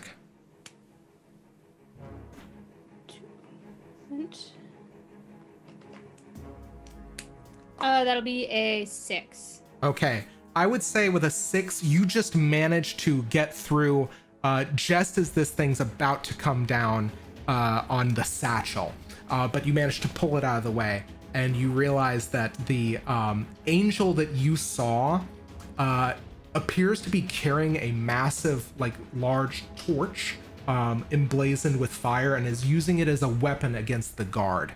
Which is, see it. Yeah, this disembodied guard that is once again, it's like an animated armor with floating pieces and bracers and gauntlets. You do not know if this is a person or not, but it is beginning to attack in very measured stances, and you realize that this thing, whatever it is, has is martially very proficient, as the angel and it are tangling.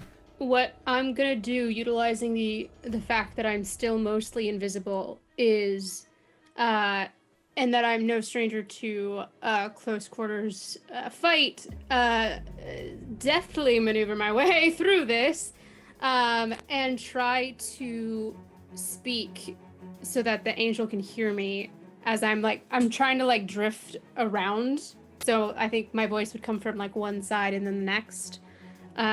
Just being, you can't do this on your own, but you might have an ally. I I can think. help you get out of here. Okay, make me an interaction roll. I have a vex to that. So take that vex. That is it for the scene, so it doesn't count against you anymore. Oh. Yeah. So go ahead. Fancy. Okay, well, it would have been an 8. It'll be a 7. Okay.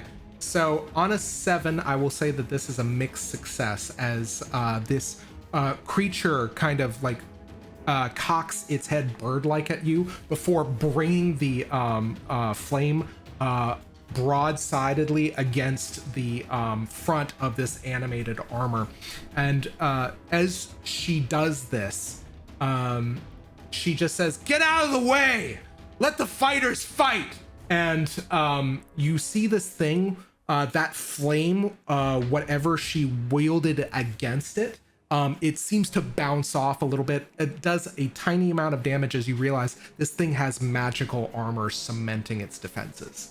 And I think she's saying it for the benefit of not just necessarily you, Right. but everybody in the bank. And it's just like, more souls for the soul mill. We're gonna bring this fucking puppy down. And moves to overhead smash it. But she's giving you almost, you realize she stretches out her wings protectively of you. I'm just, don't be a fool. They will bring you down. Most of the valuables have already been taken. If you wish to strike at the heart of this city, come with me. Okay. I would like you to make me one more interaction roll. Well, I'm gonna use my one and only interaction Bene for this one, guys. I will say this. You may also use hidden knowledge if you have it. I do. Would we say this would be coming from my angelic Yeah, passengers? absolutely.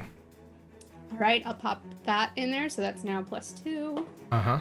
Oh, and I'm gonna need that because that was 5, so 7. Okay, so I will say 2 mixed successes after another. I think at this point, you just hear the voices inside of you accentuate your own. Don't be a fool. As that voice kind of comes out, and you just hear the angel stop. You see the angel stop almost like very briefly. It's this flourish of motion and grace as this thing is beginning to just fight this animated armor. But there is a pause, a tick in the motion as you just hear her say, "I know that voice. Where do I know that voice from?" And What I'm gonna do is, because I'm invisible right now, I'm gonna let some of the shimmer show the void and the spinning halo for just a second, so I'm in their line of sight, like they know where this might be coming from before shutting it again. okay. So she's incredibly fast and she's incredibly graceful. It's like the goal would be was to be like, come with me. Yeah, but here's the thing. When you show that halo, this is what happens. She reaches through the void. Oh, new friends. Yeah. Grabs the halo, turns it around, and smashes it into the face of this armor. And you see it melt a piece wherever the visor was. I need you to make a resistance roll. Damn. As you feel your essence being tested against this thing's magic. Okay, I have a 1 to that. If Okay. I do recall correctly. I'm just making sure. 1 second. Nope, now's not the time for you. Yes, I do. Okay. All right, that much better. An 8 on the dice for 9. Okay, so as she does this, you feel the tension against literally the thing that is your heart smashing into this armor, and you hear not only Yaka but also you hear Ethereal and all of the angels screaming as they have been used as this blunt or this sharp object against this creature. I like latch on to the angel's hand so that like she can feel that there's a person that she's pulled. Yeah, at which point she lets go and the halo zips back into your chest before the Lacune suit closes again. And at which point the I feel like this needs a roll or a card. Okay, you've successfully resisted getting damaged, so that's good. Yeah, I'd say so. Yeah. But I will say, let me see.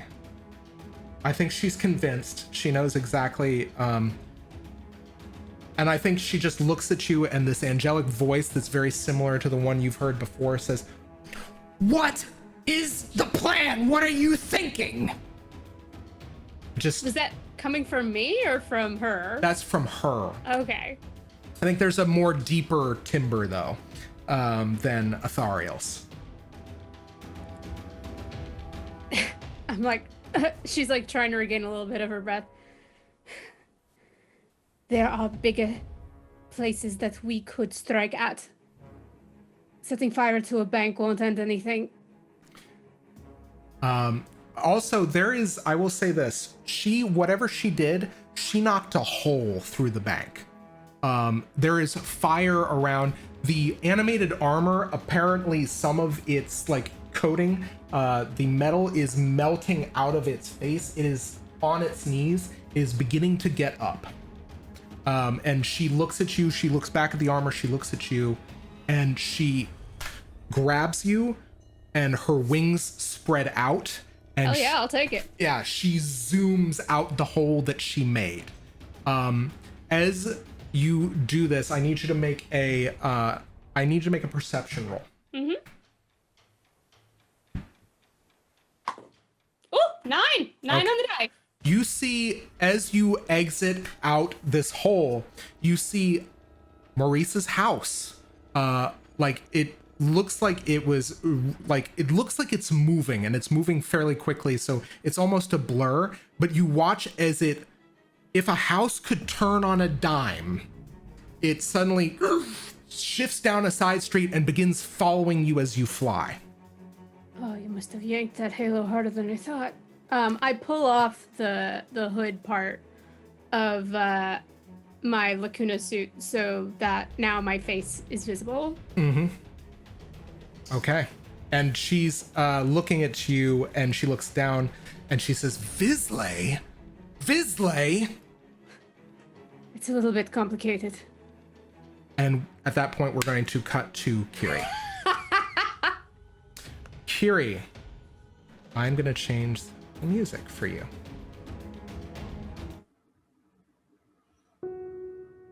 Kyrrie, you hear chaos past the door as it closes, leaving you and all of the other doors in the dark, with the exception of a faint indigo glimmer that you realize is radiating off of the gate at the end of the hall. Kyrie's gonna make her way towards the gate. As you do this, you hear that voice questioning again. Is it you? Are you here? My love, where have you been? Who are you seeking? You are not her. You are not Who my is- love. Who is she? She had me make a promise. It's been so long, I forget her name. What was the promise? That I would stand vigil and wait for her return. And so you have? Without fail. Do you have a sense of time? When was this? Time is no matter. Decades, minutes, months, years. It is all the same until I see her.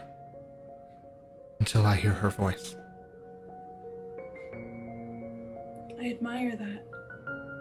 Your loyalty. Your pledge. What is your name?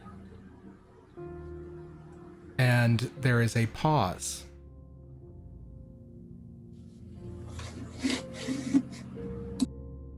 When I was Bisley, I was called Aliaska. And you see that the door is very beautifully, elegantly patterned in the style of a large butterfly. And it is the elegance, it strikes you that whoever Aliaska was, she had to have been an amazing craftsman indeed in order to form this gate out of herself. Was this before the war? There was a war? You do not know. It is beyond my ken. Kyrrie's going to take Zaleska's grimoire from where it's holstered at her side. And though she hasn't effectively developed a full language with the grimoire yet, it has sort of taught her this kind of ability to put her hand on it in a certain way and have it guide her in certain situations. And I think that's what she does now, almost as though she were willing to ask Zaleska's grimoire, do you know this name? Do you know this Bisley? And she says, to whom do you refer? Aliaska? A craftswoman. This name is unknown to Zaleska. Actually, I'm going to pull a card. That's more fair.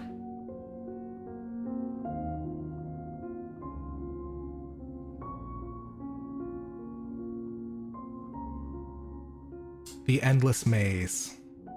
Augmenting blue magic and weakening red. Secrets, Ravens, Books in Flame. A lot of Secrets, Ravens, Books in Flame today. Journey. Long spans of time. Insanity. Inner turmoil. As within, so without. The maze that traps you, slows your journey, forces you to double back, and leads you to where you don't want to go. Might be a physical maze, or it might be of your own indecision, self-criticism, or self-doubt. To get where we need to go, or do what we need to do, we have to conquer the maze we find ourselves in. She had a map, but it would still be a long journey, fraught with peril. Journey or task takes much longer than expected. An NPC feels indecision or even starts to go mad. And I think that there is almost like an infectious melancholy that seeps out of the door as you ask the grimoire. And the grimoire, I do not know of any Aliaska. Zaleska never knew of this. Why am I so sad? What is it to be sad? Was Zaleska never sad? Yes, but it suffuses me. It makes the ink run down my pages. Please take it away. You're okay. You're safe. Thank you for checking. And yeah, as you kind of bring the grimoire back in the holster, it's been so long. Are you another who would die at my feet, waiting to be let in to where you wish to go?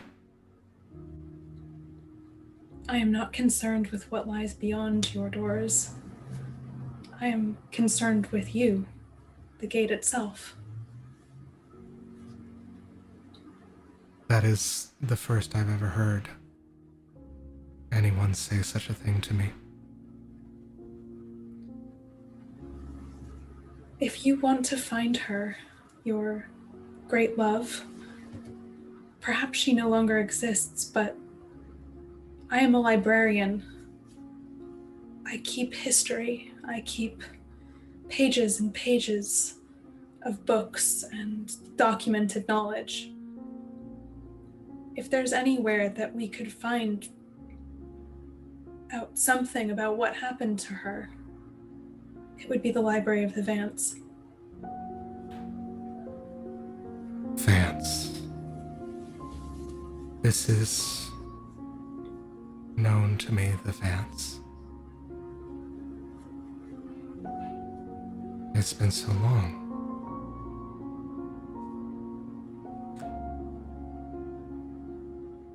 I am not sure that this place, that there is hope for me. I cannot leave, and not until she comes back. But wouldn't it be better to wait in a place where you can find answers, rather than in this dark bank vault, this cellar where you see no one and no one sees you? And I would offer you that. I would offer you a place in my library, should you want to come. I'd like you to make me a magical knowledge roll. You may spend intellect, and you may spend hidden knowledge if you prefer. Cool. Yeah, I'll definitely pump an intellect Benny into it, and then I also get +1 to magical knowledge rolls. So +2. And that's a 4, so 6 total. All you needed was a 3, or a 5 total. You realize that this melancholic nature that it has, this has been cast on it, as though, as if to kind of muddle it. And you realize that maybe this form is a choice, but this kind of protective element to it is not. It might even be considered a curse. Ooh. Question. Is this technically a curse from a mechanical standpoint? Mechanically, yes. Okay. I have a spell called Camerata's Curse Breaker. It is a beta level spell. I calcify a curse affecting me or something I touch and draw it out like a stiletto if successful. Okay. So, what is the level of your spell?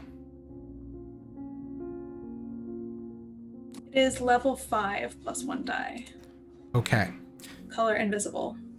So, as you move to cast this spell, first, I need you to roll 2 twice, as the gate's defenses are magical, and they are like a little bit more than its level.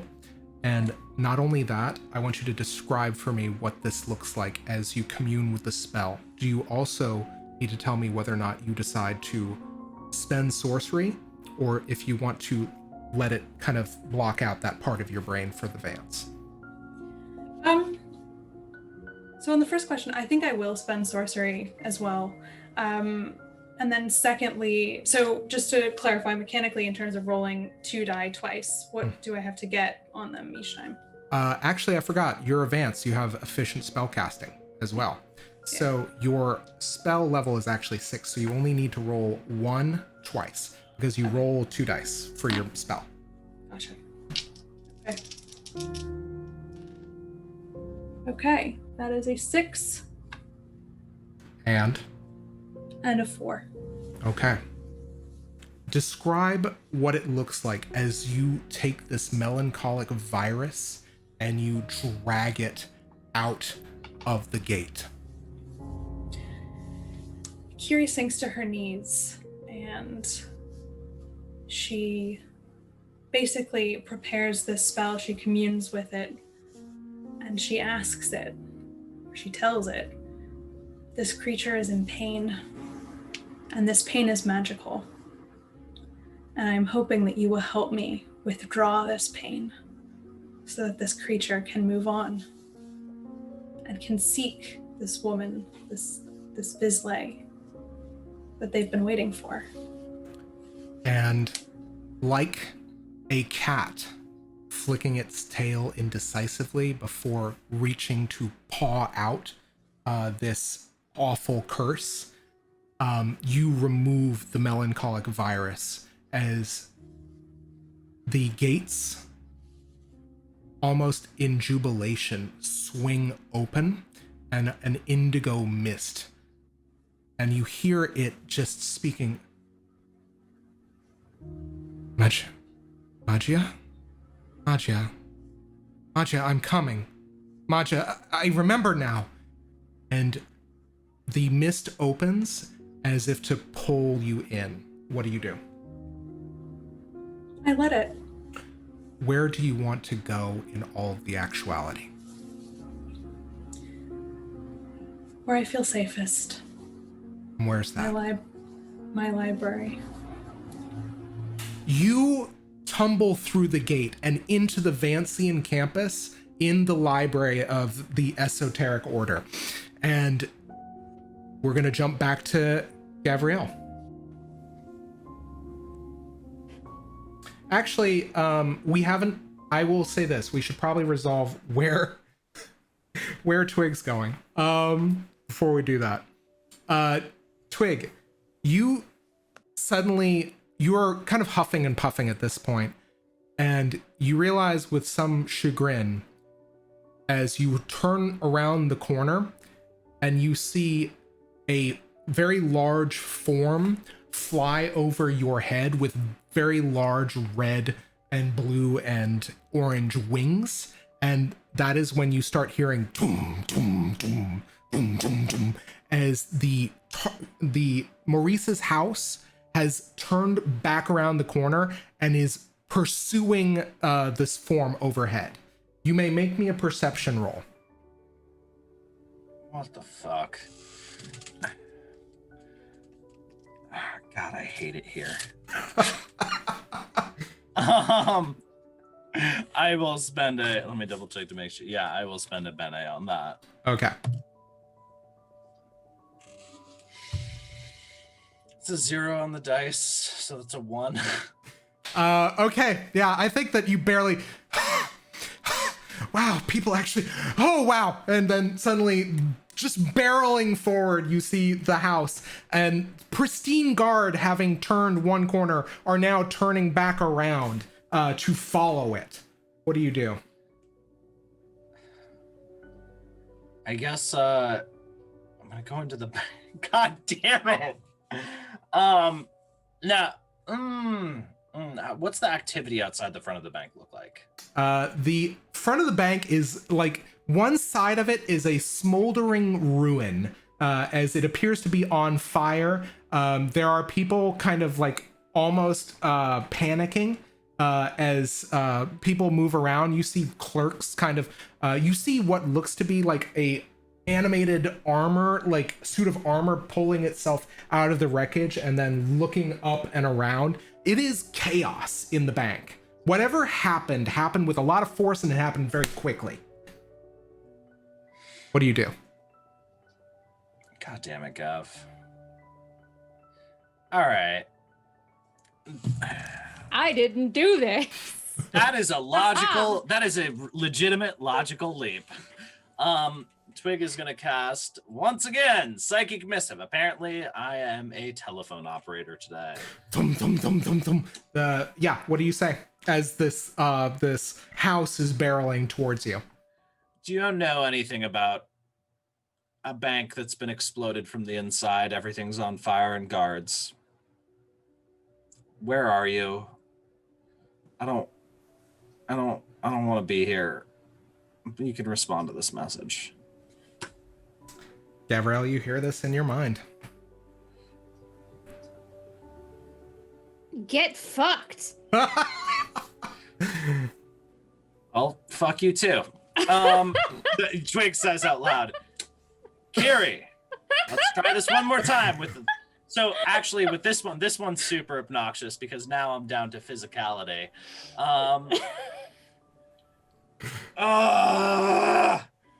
And then like Twig just kind of like leans down, it's just like kind of and then scritches Duncan behind the ears, and then just goes, all right, we'll do this the hard way, and reaches in and like moves their bandage to the side and just kind of rummages around in the cut in the open gash in their chest.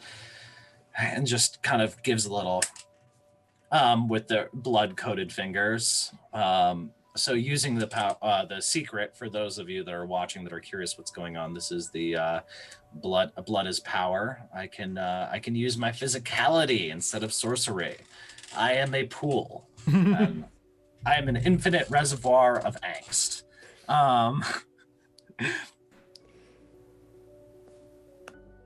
I don't suppose you're inside, and this is to Kyrrie. I don't suppose you're inside the burning bank. Yeah. Kyrrie, what do you say? You Well, can respond to this message. Question: do I get this message? When in the time frame do I get this message? Does Twigg get a response that's just like Gavriel von Hollingsworth is in transit right now and is unavailable to take your message? Yeah, I think you get that, and it's just like what was it? Gavriel van Hollingsworth will receive this message after when she is no longer in transit.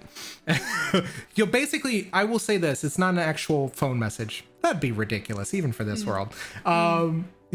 Or would it? But anyway, so what ends up happening is instead you just get the feeling that your message will eventually arrive. It sounds like it's taking a long time. That's the worst sound imaginable. Boop, boop. It's the No, dial-up. it's the dial-up dial-up. noise. It's That's gonna be great audio later. Yeah. Thanks, guys. Appreciate that. your eardrums. Yeah. I'm sorry to your eardrums.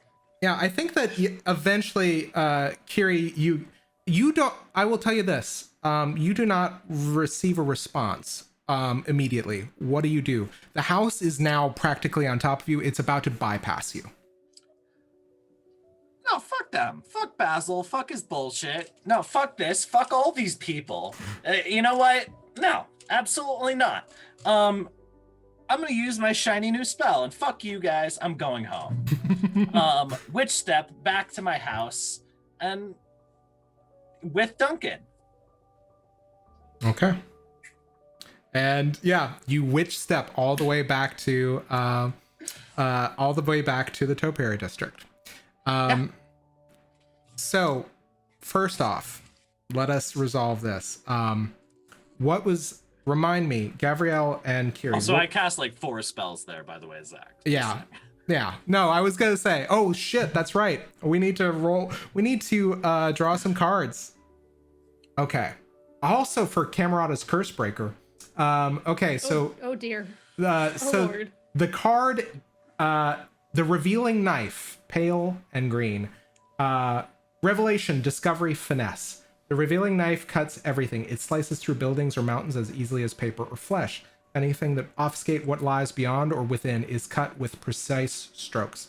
We all long for such a tool to cut away the confusion and the lies, but we fear it as well. For what would such a knife slice away from us? What would it expose? The philosopher Timon Green says, we always assume what lies beneath, buried deep, is what is real. But what if the truth is actually the outermost layer? What if the grandest secret in the world is that there are no secrets and everything is what it appears to be? Most believe the Revealing Knife to be the counterpoint to Green's idea.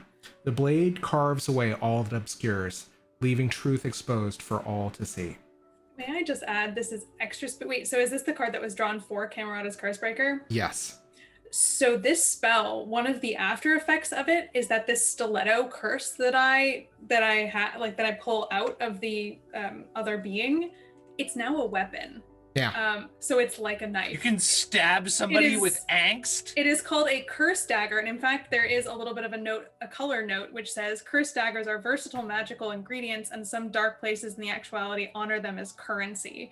So effectively, this stiletto has an appearance based on the curse that I withdrew and functions as a weapon of the curse's level. It can be used once before dissolving. I will tell you this. It is blue. It is slick to the touch, and it appears to be moisturized with what you realize are salty tears. Oh no. All right. So the PC discovers a vital secret. The PC uses finesse to succeed at an action they would otherwise have failed. That tracks. But that also is in effect for the rest of the session. I am going to draw a few more cards. I'm going to just draw one more. Yeah, I mean, both of my psychic missives can probably easily be lumped into one, because one of them was just an angry hang-up. The card that was drawn was the Vizier, the nemesis of notions, cats, clocks, and wind. Meanings, manipulation, sycophant, power, and influence. Lurking in the shadows, the Vizier controls from a distance. They do not sit upon a throne, but instead are the power behind that throne. They don't make laws, they circumvent them, but they do it to further the ends of the ruler, the land, or perhaps themselves. The Vizier has secret agendas within agendas. Their smooth words manipulate everyone, even the ruler they supposedly serve. Thus, they have much of the real power and influence. Are they acting in the best interest of the ruler or themselves? How can we ever be certain? The Vizier is the nemesis of notions. They cannot be trusted. The right words in the right ear can be more potent than any spell. So the PC, a sycophant is manipulating a leader. A person in power is being threatened. A leader is overthrown. Someone is exerting secretive influence upon someone else. I think that also... It's my nemesis, then. Yeah. You have -2 forward on all actions, actually, while it is in play. And so remind me, what was y'all's plan to get back together after the heist? Wait, there was a plan? No. Kyrrie and Gavriel, specifically. Oh. Yeah, the original plan was I was going to teleport using my suit right back to my lair, for lack of a better word, in the ruined expanse. Mm-hmm. And the reason why I was telling Kyrrie that if by the time you get back there, if I'm not already there, something has gone horribly wrong, was because it should have instantaneously brought me back. But obviously now things have partially changed. Yeah, but I think the plan always was to like meet back at as far as Gav's concerned, she might just be coming back with this new friend in tow. Yeah, I think to that effect. Yeah, I think you probably tell the angel where to go. Describe this for me? Do you kind of like relay this information to her? Well, I mean, I'd love it if we could take it back to where we kind of left it, which it seemed that like they were concerned that I was a Vizsla. Yeah, absolutely. Yeah, exactly. I think that you are flying through the air as this angel is cursing to herself while carrying you.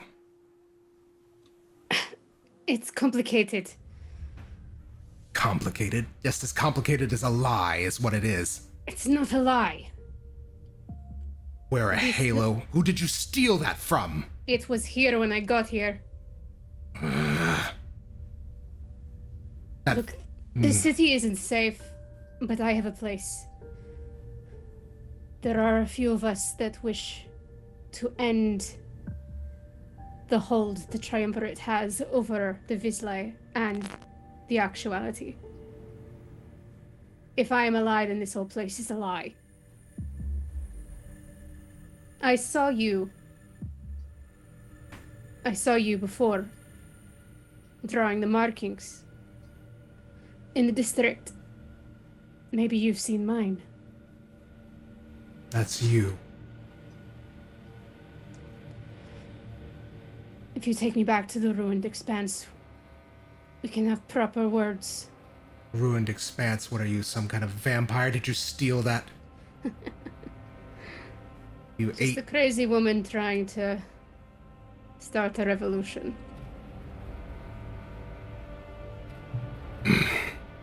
And there is a raw force of personality coming off of this angel. And she just banks hard, just doesn't care. Like, she's holding you very tightly, but she just banks hard enough to give you a little bit of whiplash as she begins moving towards your intended destination. It is no time at all before she just lands on the ground. I think I would point Yeah. towards like the ruined outcropping of like the landmark of where the base actually is underneath. Mm-hmm. She lands on the ground and just unceremoniously just rolls you off of her arms onto Cool. In which case, she'd probably see like the satchel kind of come out and all the stuff that I stole. Yeah. As I close it and put it back around me. Trinkets and baubles. They're not necessarily for me. Go on. Come with me. And I walk them down into the underground area where they can start to see some of the stuff that's slowly being laid out. This is a young operation. I can't do this alone. This But you seem like someone that might have mutual interest.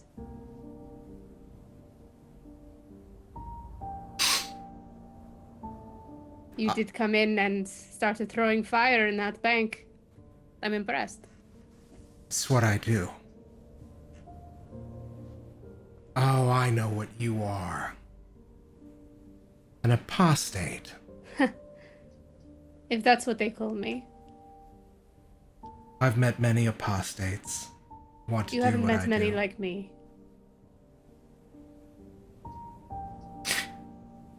Do you think that this, she points to the halo, makes you different? No. I think it has provided me with context. I'm waiting. I and a few other associates that I happen to meet since my time in the actuality, we cannot remember anything about our lives. And one of the only things that we all have in common is a shared narrative of a war that no one gets to know how it ended or how it started. And this triumvirate that watches over all of Citrine and the actuality claims this is for our own good. I say that the people cannot know themselves if their history has been stolen from them. This heist. Puppets. This heist, this robbery, part of it is to start funding for such an ambitious notion. The other half is for those citizens that have been left unfortunate in their circumstances due to what this triumvirate does in the hierarchy of this city. I don't stand for that.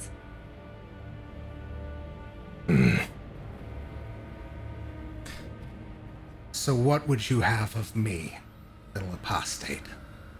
I'm in the business of making allies. Looks like you could use some yourself. I'm the Angel of Anarchy. I work alone.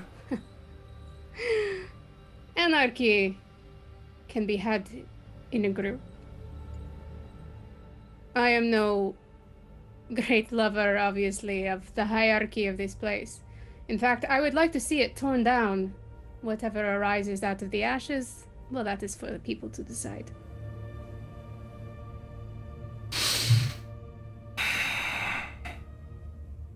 And if there's only ashes left? I If don't that's- believe that. And what do you believe? What do you think can possibly be scavenged, salvaged? We're already living in the ashes of somebody else's war. And yet there's still life here.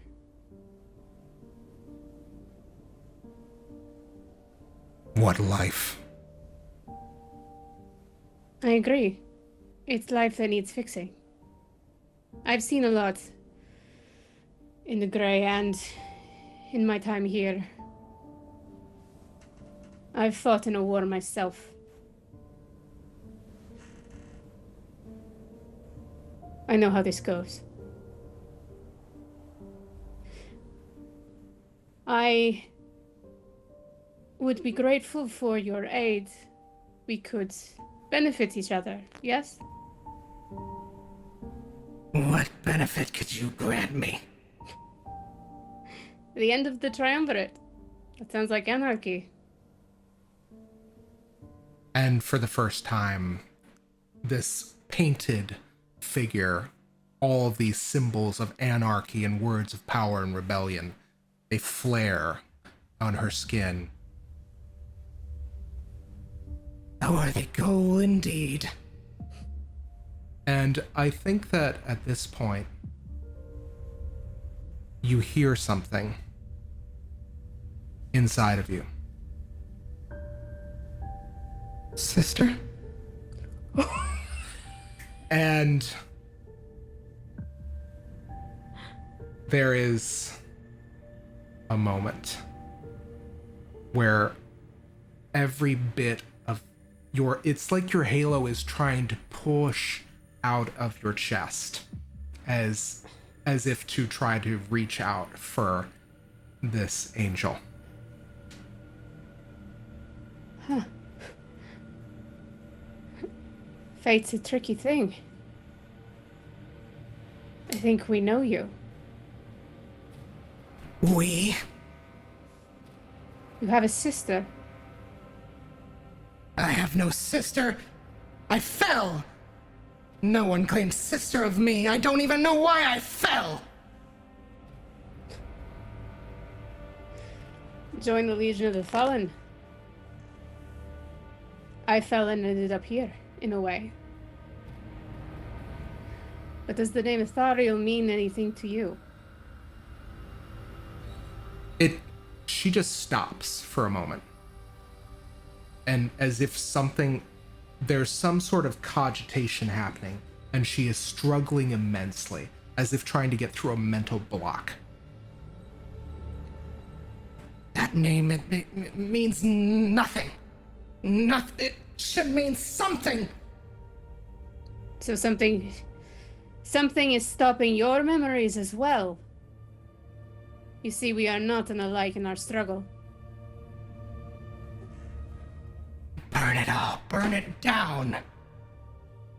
You want help, I will help you, but you must destroy it. Let's rip it down to the foundation. This is my plan. But those not in power, I will not harm.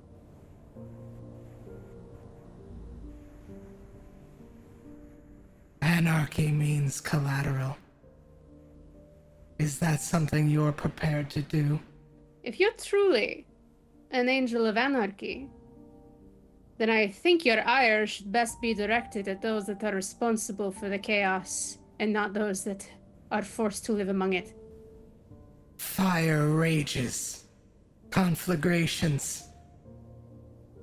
They care not what happens to those in the way. I think you do. That's why you started with words and ended up in a bank, not somebody's home or hovel. And Gav extends a hand. And she takes it. So, I'm gonna say some time passes. I want to know, the next day, between now and the next day, from this moment, what steps does everybody take?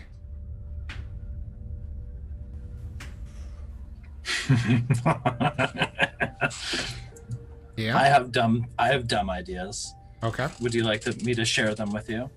Please do. So using a cantrip over the rest of that through the rest of the morning, Twigg is going to fashion a bush, like a kind of really a gnarly woody shrub, into a facsimile, a topiary facsimile of Duncan. And then after a little bit of tea, a nap, a couple quick Pulp Fiction novels scarfed down, they're going to enkindle this bush. Okay. This little dog bush. You have made. And when I say little, sorry, I should have probably specified. By little, I mean Duncan, but 4 times the size. Okay.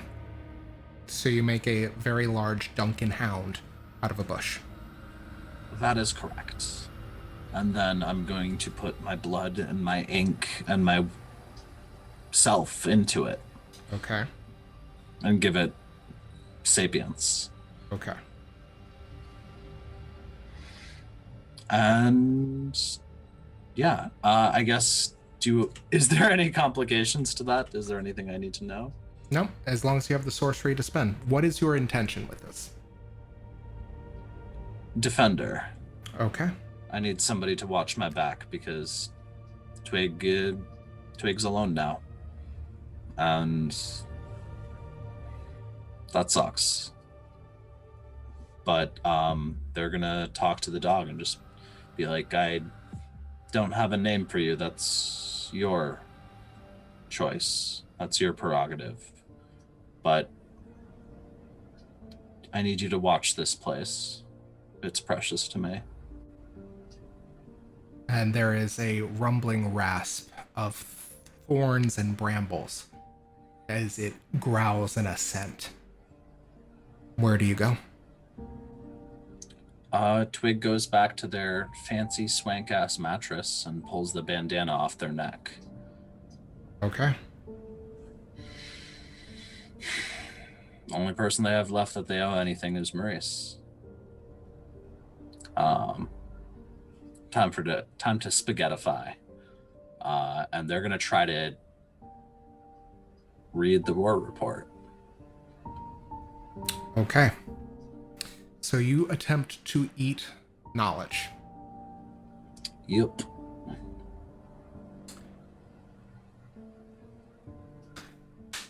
I'm going to turn a card to see if you get anything real quick.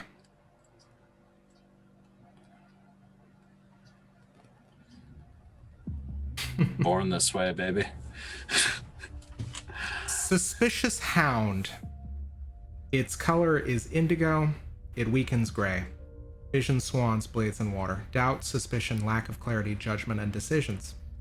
The hound stands sentinel and you approach. But you don't want the suspicious hound to be focused on you. Snarling and glaring, the hound isn't certain of its enemies, but once it decides you are a danger, that is almost certainly a bad thing. However, the hound is also the representative of our own doubts and difficult decisions. In many ways, we are the suspicious hound, or at least we ought to be. A negative card to turn. The suspicious hound typically suggests that one is plagued with doubt and indecision, or it might just suggest that one does not have enough information to make a good decision yet. Judgment must be passed and a decision must be made, but there's no clarity yet. If one is looking for an answer, that answer is too difficult to tell. Try again later. Okay. No good can come from rousing the hound's suspicion. So, as you touch the war report, you vanish. And we're gonna get back to you. Kyrrie? No. Gavriel. I think over that course of the night that Gav basically explained that this can be a base for the angel. I'm assuming we exchanged names. Oh yeah, at which point the angel says, I am called Errox. E-R-R-O-X. The second R is capital. Nice. I think Gav would have said to Erox that they can freely come and go from this place, as long as they make sure they're not being followed, and that they're free to continue doing whatever they'd like to do, but that they'd also appreciate if they hear of anything or if she needs to call upon them in any particular situation, that is something that they can do. She regards you and nods.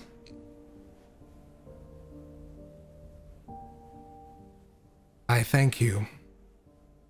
I'm not sure we're at our cross purposes yet, but for now, we're allies of circumstance.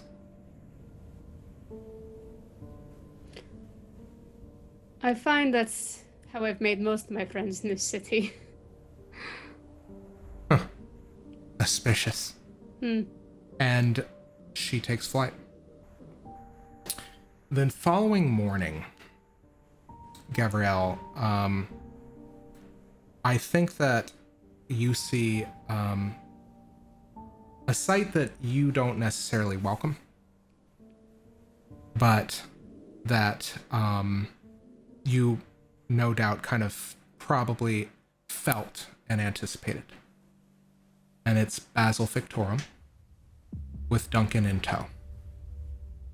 I think like the proverbial like kicking open of like the barn door is like here, like she storms out of the upper portion of the ruin that she's using as a base with the rifle drawn.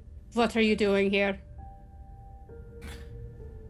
Maurice needs your assistance. The rifle comes up. And you remember that feeling when you felt like somebody was following you or that something happened in the ruined expanse? You couldn't really necessarily detect who.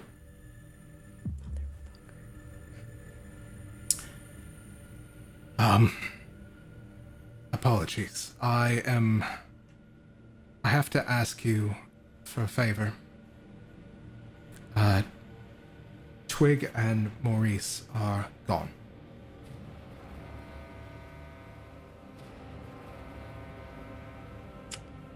And you need, let me guess, Kyrrie and I to bring them back? I need you to help each other. I need you to read this. And he produces the war report. Gav like snatches it out of his hand, like almost expecting him to kind of like pull it back, like do the favor first. And is almost surprised that there's no resistance. It's a living document. It details the Battle of Upper Tavis Wood. There is no Upper Tavis Wood. When this report was written, there was. What is this thing going to do to me, Victorum?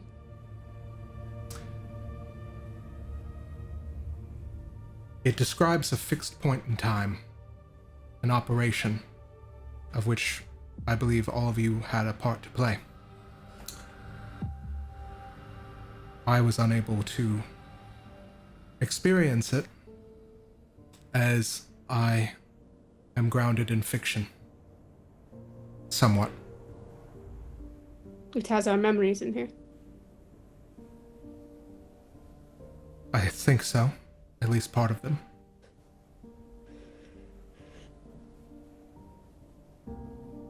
And it will let us out when it's done with us? I have to hope.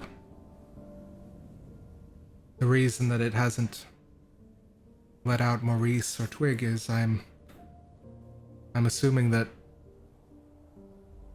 they haven't played whatever role they need to yet.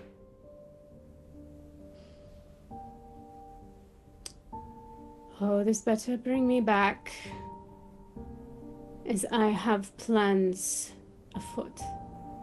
And she opens the report. And you disappear. Sometime later, in the afternoon, Kyrrie, you are safely ensconced in the Vancian campus. I imagine you are trying to calm your nerves and sip a cup of tea when Ardeno, Magister made completely of books, Lady Kyrrie, Lady Von Hollingsworth, I believe there is a gentleman to visit you. Oh, one moment, Ardeno. I'll be with him in a second. And I think what's actually in front of Kyrrie on the floor is she's almost laid out her cup of tea, but almost as if it's a shrine. She's laid out a containment vessel, which has a smoky, white, gauzy substance contained in it. In one space, a locket.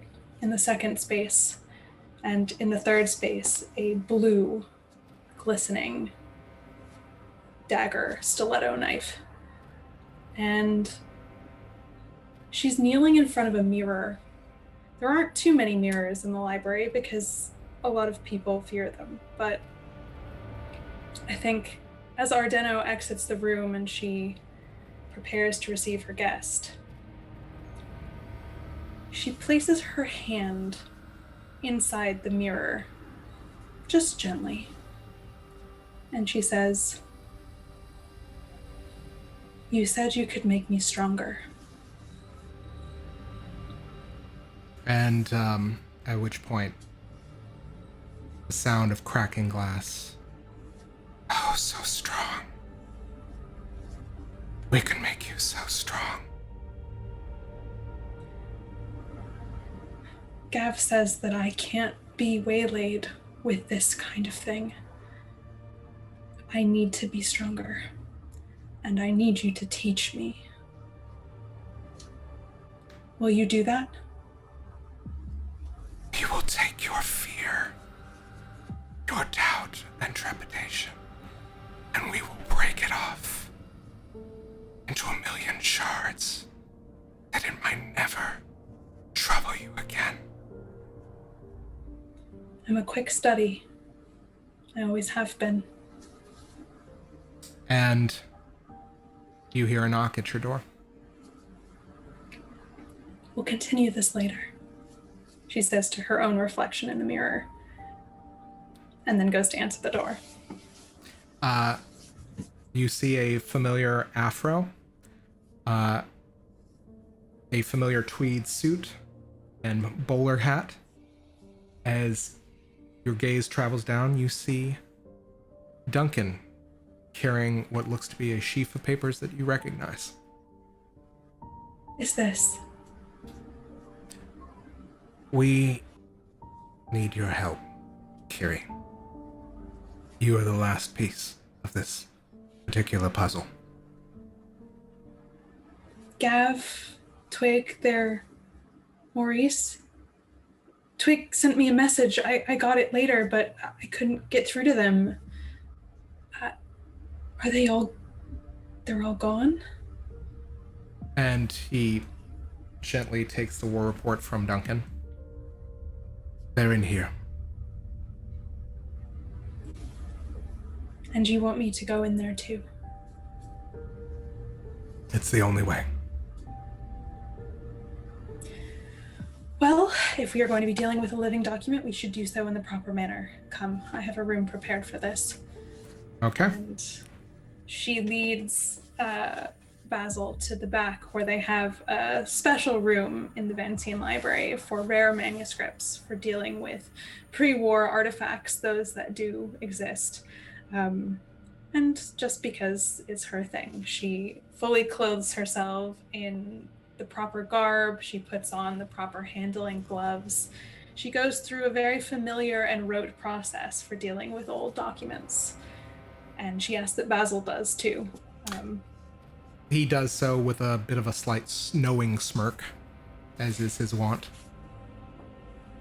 So Kyrrie then takes the document into the room, and before she opens it, she lays a hand on it gently and says, "The knowledge you contain, I ask that you share it willingly and well, and that if we violate you or your contents in any way, you should feel free to remove us. That is your right as a document." As you lay hands on the report, there is a feeling of reassurance, a feeling of, let us call it a benign feeling, a benevolent feeling, as you touch this manila folder. Do you open it? As Kyrrie senses that, I think her hand also goes to the grimoire at her side, almost sort of connecting them in a way. And that reassurance, I think, passes through her and to Zaleska's grimoire as well. And as you open the report, you feel what all four of you felt, which is you feel every part of you dividing and disassembling into constituent pieces as a voice without gender, without any trace of malice, one that is as old as time, echoes in your mind the following. Do not panic. You are being translated.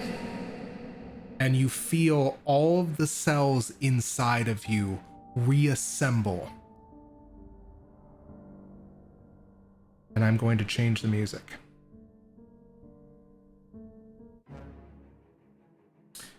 You find yourself staring off into the expanse of a large ruined cityscape. All of you on the battlefield of Upper Tavers Wood. Your gaze travels around ruined expanses of trenches and fallen bodies, and forces in all similar military regalia fighting an unseen enemy through a haze of smoke and fog. You all see Maurice, young, or at least a form that seems like Maurice, leading forward a troop. You know each other. Your understanding of each other shimmers as your forms in one way are recognizable and in others are completely dissimilar. But before you can focus, each of you, on who you are in this moment, in this reality, you hear from behind you a shout of "Incoming!" And that is where we're going to end the episode.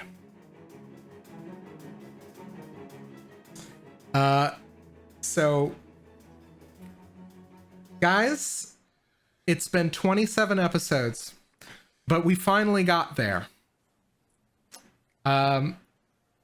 As Hole in the World as you know it is going to be gone for 2 months while we play through a game of our own lovely Bill's devising called Homeward Bound, a special mini-series of D&D 5e. We will be resuming with an interlude set in the Invisible Sun universe called The War Report. And I hope you guys don't mind the wait, and I hope you really enjoy not only the journey of us getting here, but the journey that we're going to undertake as part of this interlude. So guys, first off, I think that because it's 7:35 now, we are going to do a recap offline. But instead, what we're going to do now is we're going to do some shout outs and some plugs for everybody, starting with Marcy. Hey, I'm just going to try to contain this inward screaming from all of that. Enough to tell you that y'all should tune in this Tuesday at 8 o'clock Eastern Time for our other show, Flights of Fandom. And 3 of us we'll be there for that. Once again, we'll be DM'd by Zach, and it's going to be set in the What We Do in the Shadows world. The first episode was last week, but don't worry about that. Y'all can drop on in as a crazy gang of Hoboken vampires pick a fight with some werewolves at a bar. What's not to love? So come check us out on that. And other than that, I hope everyone is continuing to stay safe and that you all will vote. Yeah, absolutely. Hopper, shout outs. Same shit, bro. I'm also on. Come watch a truly trash character. Probably the worst. Maybe my worst. I don't know.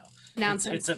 It's a sculpture of garbage and trash, and I'm so proud of him. You have so many more terrible characters inside of you, Hopper. I have it. So many. I'm literally just I'm not a real person. I'm just a pile of really awful characters.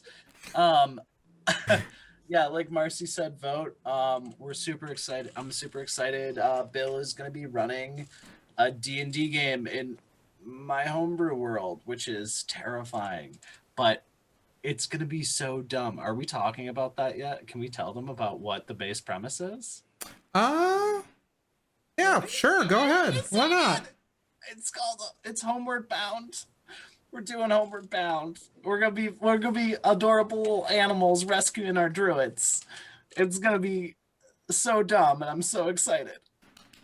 You are going to want to hear the stupid voice that I've come up with for this character. And oh, it's gonna be great. And vote, or the apostates will find you and feed you soup forcefully For your family. For your family. Marissa, shout outs. What you got? I mean, no particular shout outs this week, but I will echo that not only will the apostates come and feed you and your family soup, but the Vans, who believes in all things law and order and that one must participate in the democratic process in an effective way, will also come and beat you over the head if you don't vote, because that is our opportunity to affect change. So yes, vote. And also, Homeward Bound is going to be amazing, and all of us have some pretty amazing characters whipped up for y'all, so please join us for this several-part interlude, and then, as Zach says, Hole in the World will return in the new year. Yep, it's gonna be wild, guys. I really can't wait for all this. So for my own shout outs, one, Hoboken by Night is gonna be amazing. Check it out on Tuesday. We're gonna have some plugs also for Encounter Party. Encounter Party is in the middle of season 3, and they are absolutely one of the best podcasts, actual play, tightly edited, very well told stories and improvisation. One of the best out there. They've got something like 2,000 downloads or 1,000 downloads for their very first episode of the new season. We're all so stoked for them. We really love them, and we're glad to call them friends of the show. Most importantly, yeah, guess what, guys? It's time to vote. You don't vote, I see a lot of Campbells in your future. But Also, have a thing to add, which I had forgotten. We, by which I mean Zach, has done a lot of really good work on a first episode podcast version of our show here. So we are coming out with an audio version. So stay tuned. Sometime in the new year, and by the time we finish transcribing and adapting all that to podcasts, I will have lost my sanity, so it'll be my magnum opus. Yeah. Lots of mode. But guys, thanks so much. Thank you for joining us for this wild and crazy journey. We're either through the first half or the first third of this stupid story that we're all playing in this really crazy surreal world. Shout out to Monty Cook Games, to Darcy Ross, to everybody who made all of this possible for up to 27, and I can't wait until see what the next 27 look like after it. So in the meantime, guys, do your civic duty, vote, stay safe, stay healthy, and most importantly, above all, I hope that the invisible sun shines on you all. And one last thing, happy birthday to the artistically inclined. Thank you so much for all the bits. Yay! I can't believe you're giving us gifts on your birthday. But I guess that's a testament to how awesome you are. So on that note, guys, in 2 weeks, you will see the Homeward Bound. And then sometime after that, you'll get a chance to watch the War Report in the new year. So thanks again. And we love you all. Take care.